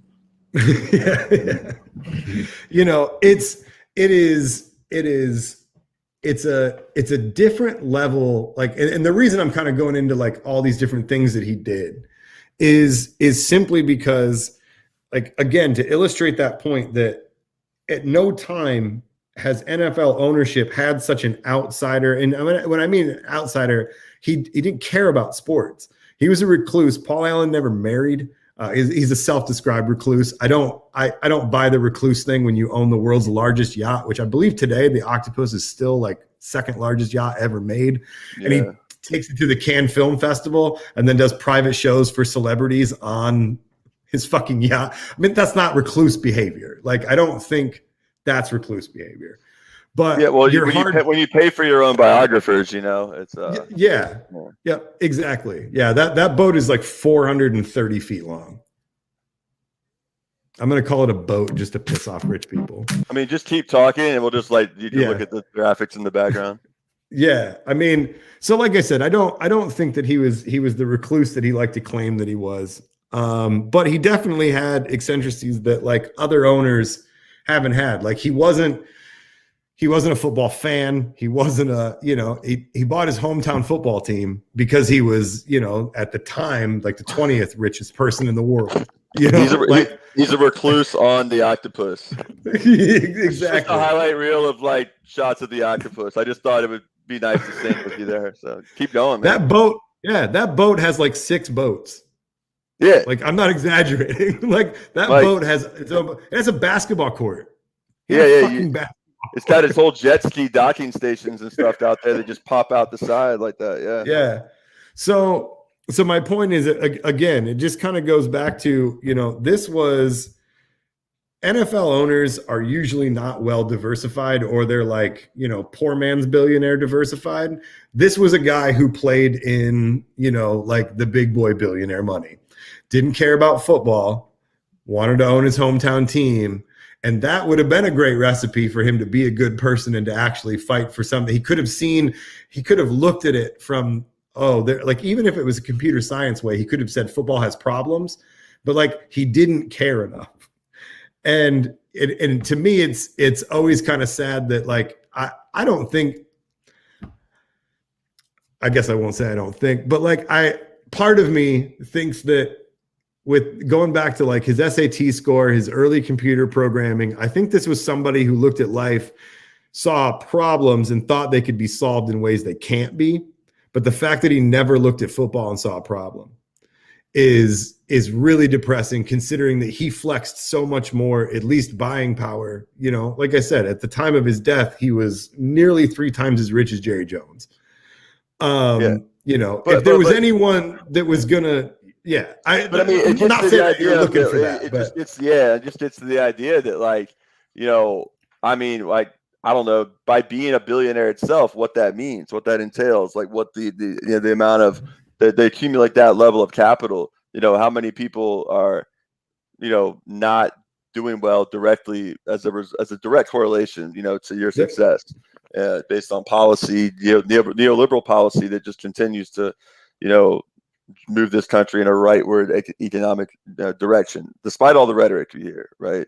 So it's I don't know. I guess people would argue with that and say, "Oh, look at all the stimulus money we're spending," but where's that money going? Right back into the hands of landlords, creditors, and all that shit. So. Yep. So, it's just one of those things where, and same with the NBA, he owned the Blazers longer. And again, he never once looked at it. It's like he didn't see positives or negatives. He just saw balance sheet. But at the same time, because he brought a Super Bowl to the city, I will never forget. I went to a game in 2017, and when I was leaving, cops came out, closed off the street, and 2 Tahoes came out, and then a third Tahoe with 2 more behind it, or Suburban, whatever the hell they were. And the one in the middle had 3 different, satellite, weird shit on the roof. I'm not a computer scientist. It was weird. Anyway, window rolls down, Paul Allen leans out and just waves, and people just stop and cheer. And I'm going, they won the Super Bowl 4 years ago. And what about the one? It was so weird because it was like watching the Pope go by, and he put his hand out and just gave it a little wave. So absolutely beloved by people in Seattle and from an ownership standpoint because of the Super Bowl. But at that same time, people not realizing how much he absolutely fucked Seattle over, with where it's at, with why I lived there for 15 years and was never going to buy a house there, can't afford to buy a house there. His revitalization essentially priced out a whole group of people, and his mind never stopped for really gross real estate shit. So if you've ever been to Seattle, the Port of Seattle is the last prime real estate left in Seattle. So you've got the pier, the wheel, you've got, the waterfront and downtown, but the whole second half of Elliott Bay is taken up by the Port of Seattle. It's kind of an eyesore in terms of people think it's an eyesore, but it's also, how shit gets done. That's a lot of blue collar work that's taken on that. It's 12th largest port in the US. It's important to how Seattle works. So anyway, 2 years before he died, he made a deal to the city of Seattle, and he said, "I will move the entire thing to Tacoma on my own dime. I will move it. I will rebuild. It'll be state of the art. I will do all of this." And the city of Seattle was like, "That sounds awesome. What's your caveat?" All the land was his. He wanted all the existing land. So essentially the last remaining waterfront property in Seattle, 2 miles of, on the ocean, and they said no. And, I think a lot of that has to do with the fact that we've got some actual socialists on the city council, but it just all makes sense why, you have a coach like Pete Carroll, who's this whole model coach centric, he's very, he can run the program. You have a GM that, that the owner doesn't have to be involved, similar to, I think, in Jacksonville, you got, Shai Khan, who I'm sure just doesn't want to be that involved in the particulars of the day-to-day operations. That's his property, by the way. That's his house. He had his mother had a house. Oh yeah, sorry, but he had a compound. Lit, man. Floating helipad pool. Helipad, bro.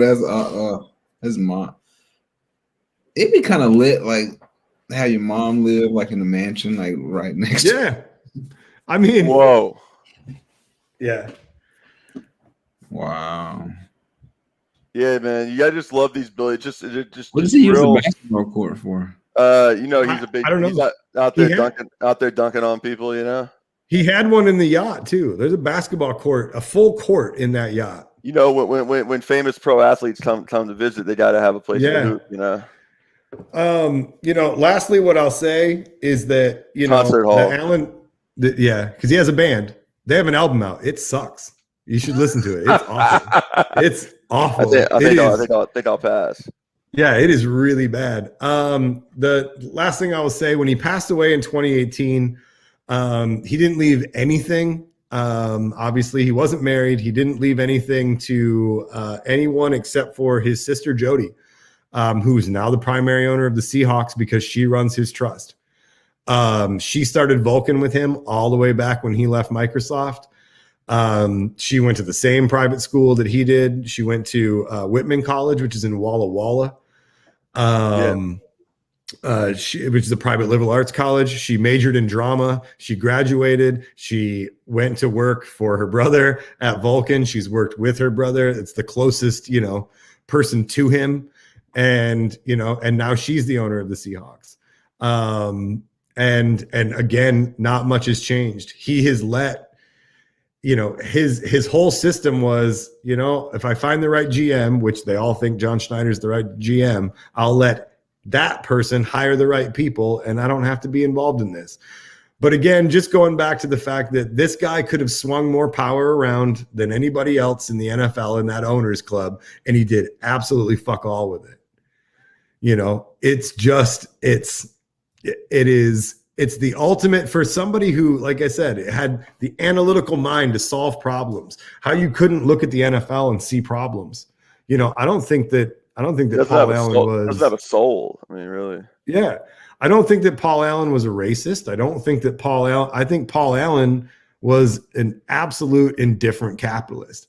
And that is is just as harmful because he does nothing to step in any way. And then the things that he does do, he saw a problem. Seattle was dying. So he defeated it in the most neoliberal, racist, awful way you could, which is to further kill the city and leave it what it is today.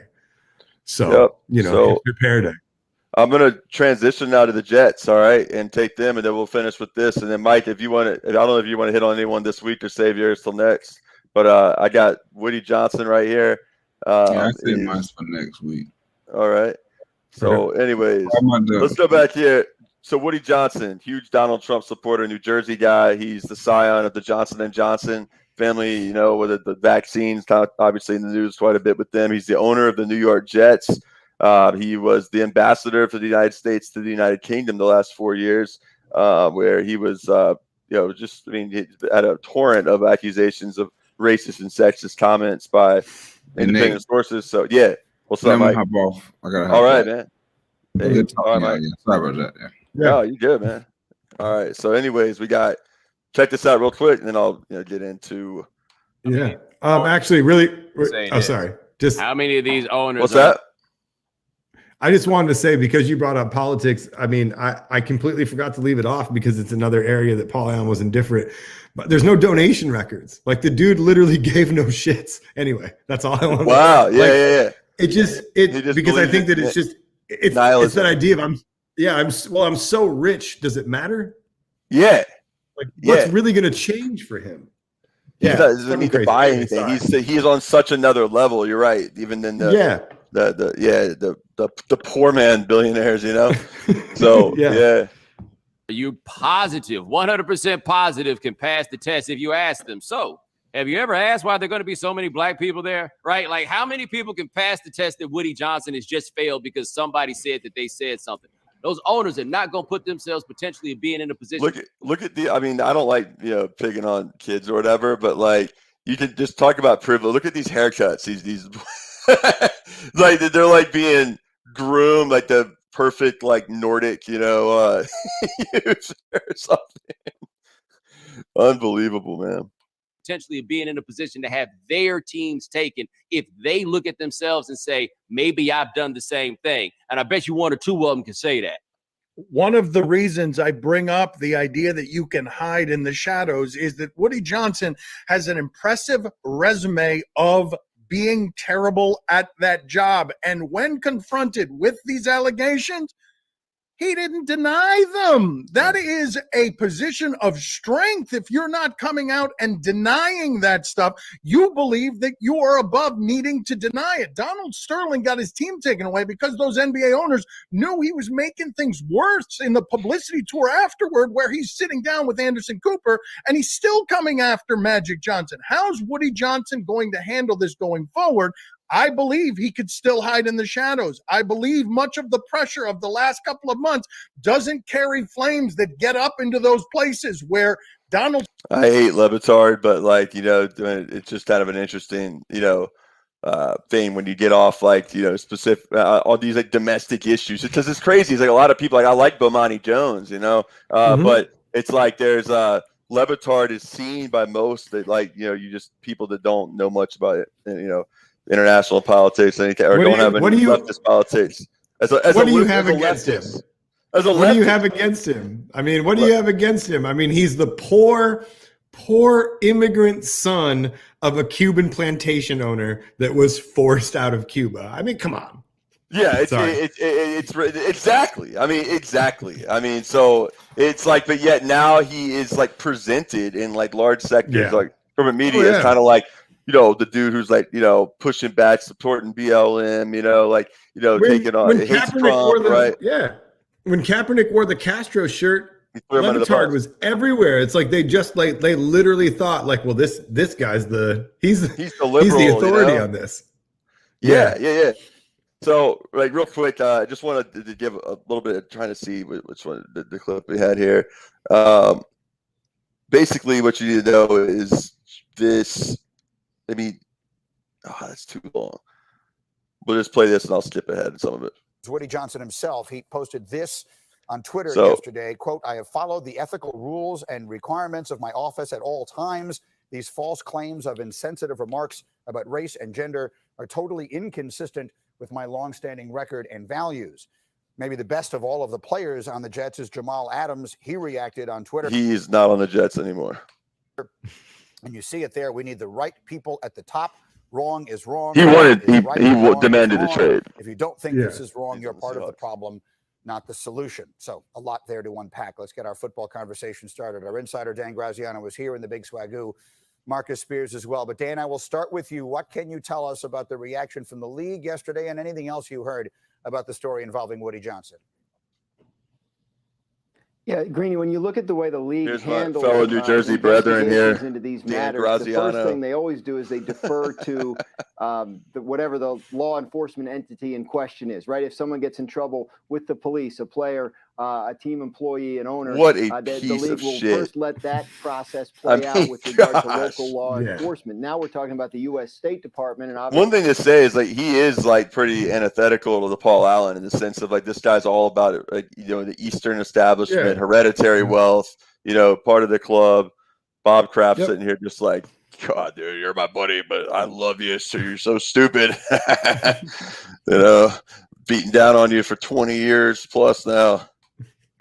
According to their statement, the league is going to wait and see what the U.S. State Department does before deciding whether to take any league action against a team owner. It's a tricky spot, obviously, for Commissioner Roger Goodell. He works for the owners, and we've seen in some recent years owners getting in some degree of trouble here and there.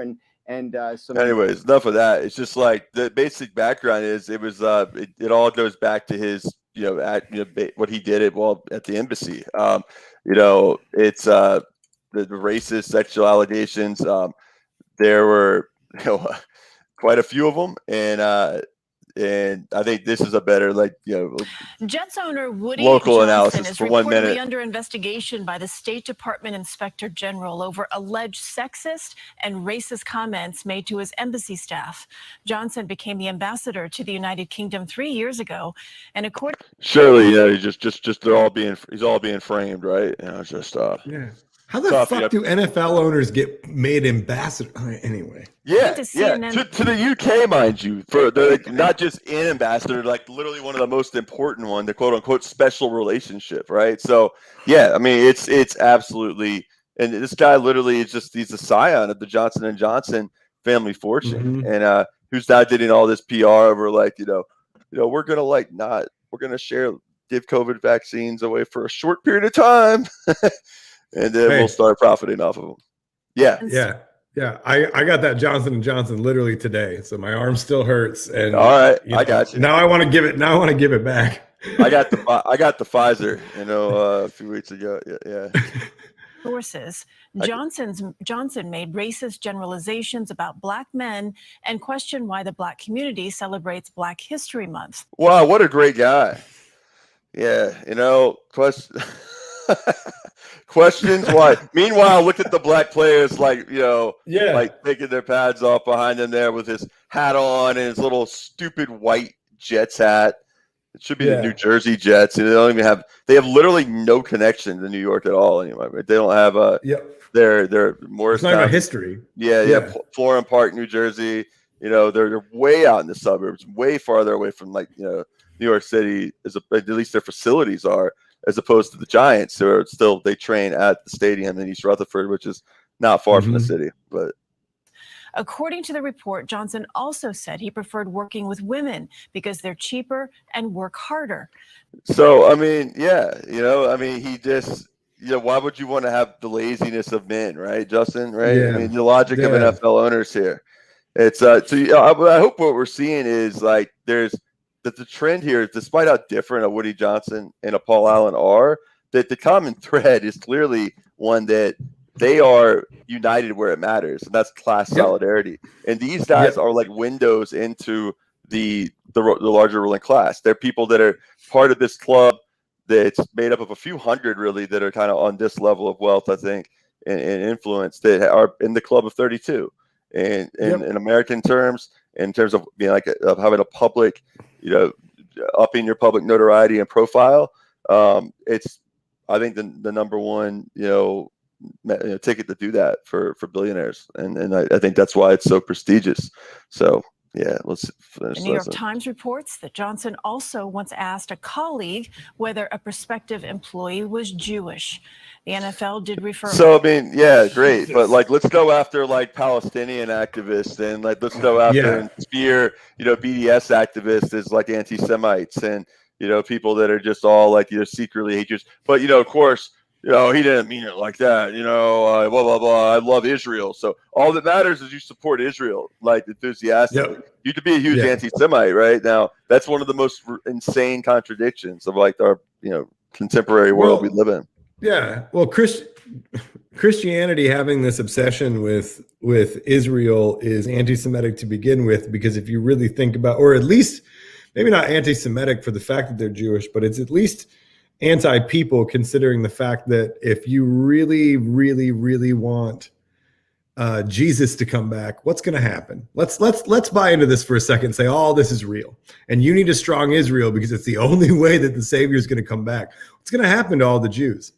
Yeah, it's about they want them there. It's going to bring about the Messiah. It's accelerationist, apocalyptic eschatology, right? Which will then punish all those same Jews, right? And the same people, like Neil just said, like Adrian Zins, right? I mean, a guy who comes out of absolute nowhere. I mean, the Gray Zone and Max have done some great work on that this week, and also Ajit Singh in particular.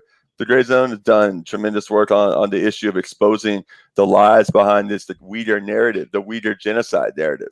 The idea that what if we just flew drones over like all these prisons in Alabama, Louisiana, Florida, that have all sorts of just insane labor practices. I mean, by any objective standard, it is like a human rights crime going on, in terms of the way, even if it's not even on the issue of whether or not the prison abolition thing. I just mean you could say these people could be the absolute worst people in the world, period. It'd not be okay, right? If you have a system of convict labor, right? You do in Angola, still in Louisiana, you have essentially where these wardens can just siphon everything you donate to the commissary accounts, right? When I had a young man I coached in high school who's at a Geo Group prison right on the border, Florida-Alabama border, surrounded by cotton fields, mind you, and they all sort. I've been just putting money in his commissary account. They're taking 20% off everything. Right, you can't just give them money. It has to be. And who's taking that off? The warden, their cronies. I mean, it's the way this stuff rolls, man. So, when you get the second dose of Pfizer or Moderna, that's when you get a certificate. So, Or when you get the one. And you got one today. You leave with it today. So I get my second dose in about a week and a half, right? So it'll be. But I hear you're 90% like immunized by the first dose with Pfizer one. And I think I already had antibodies. It was more so that you're going to have that paper you said that almost like be able to do anything in the world in the coming months and years. I think that's going to be a new normal, right? A new normal. Yeah, I'm going to laminate it so it doesn't get all fucked up.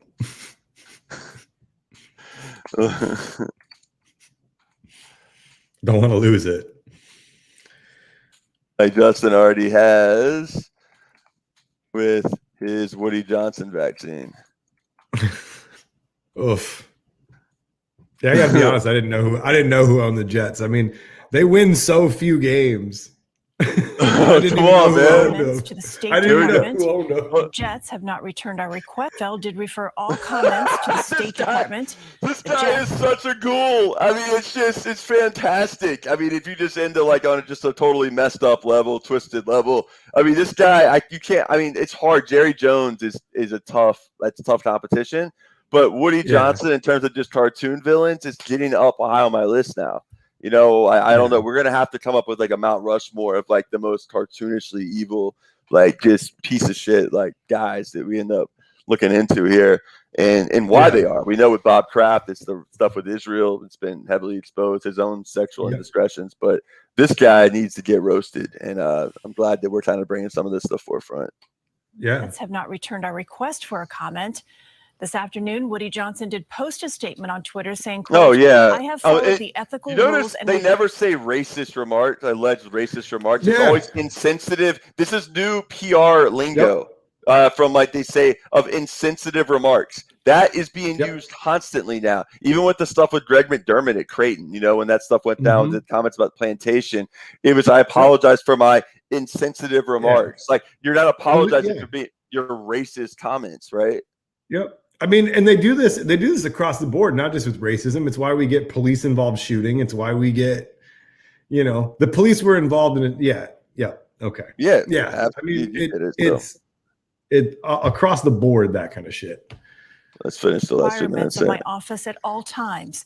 These false claims of insensitive remarks about race and gender are totally inconsistent with my longstanding record and values. Yeah, not really, buddy. I think they're pretty consistent, actually.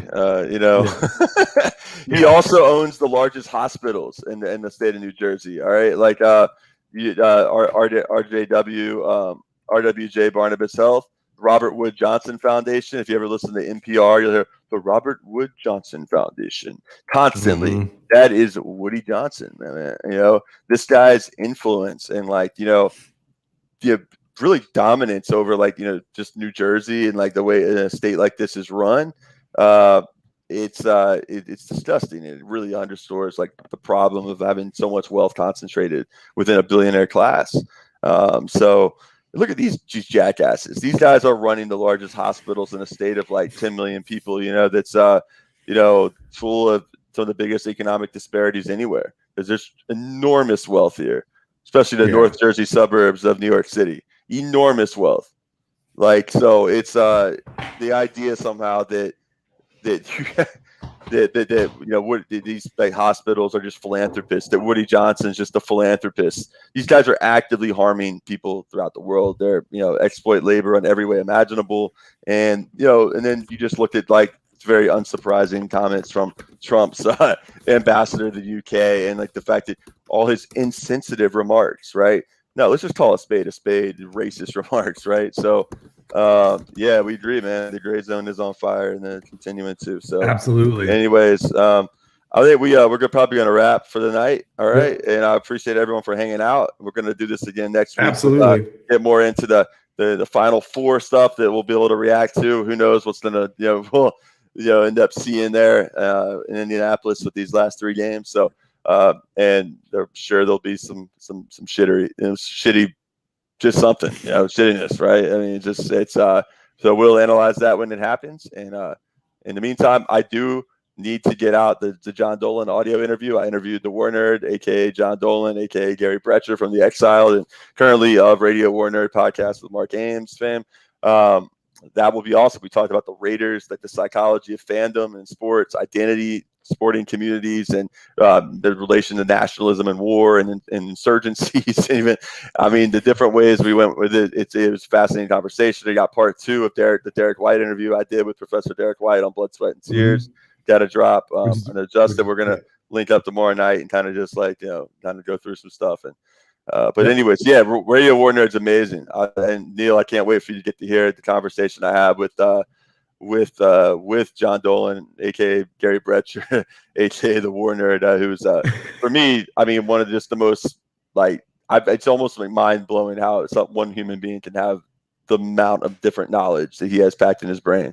The dude's essentially the guys that lived all around the world. He travels to go do research for episodes, right? And then our James is back here, so it's like that's the world is really like he's all over the place, staying in random like B&Bs and just kind of wherever. And it's always kind of there's something I gotta admit that, like part of it's like people listen and it's like I don't know if that I could do it or whatever, but there's something that would be kind of refreshing about that like life, it makes you just appreciate the moment and not feel like you're just like trapped by the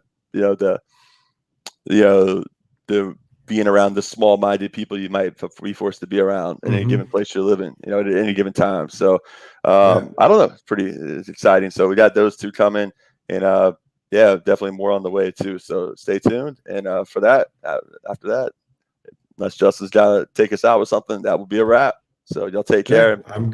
I'm good. Yeah. Thanks everybody. All right. Peace.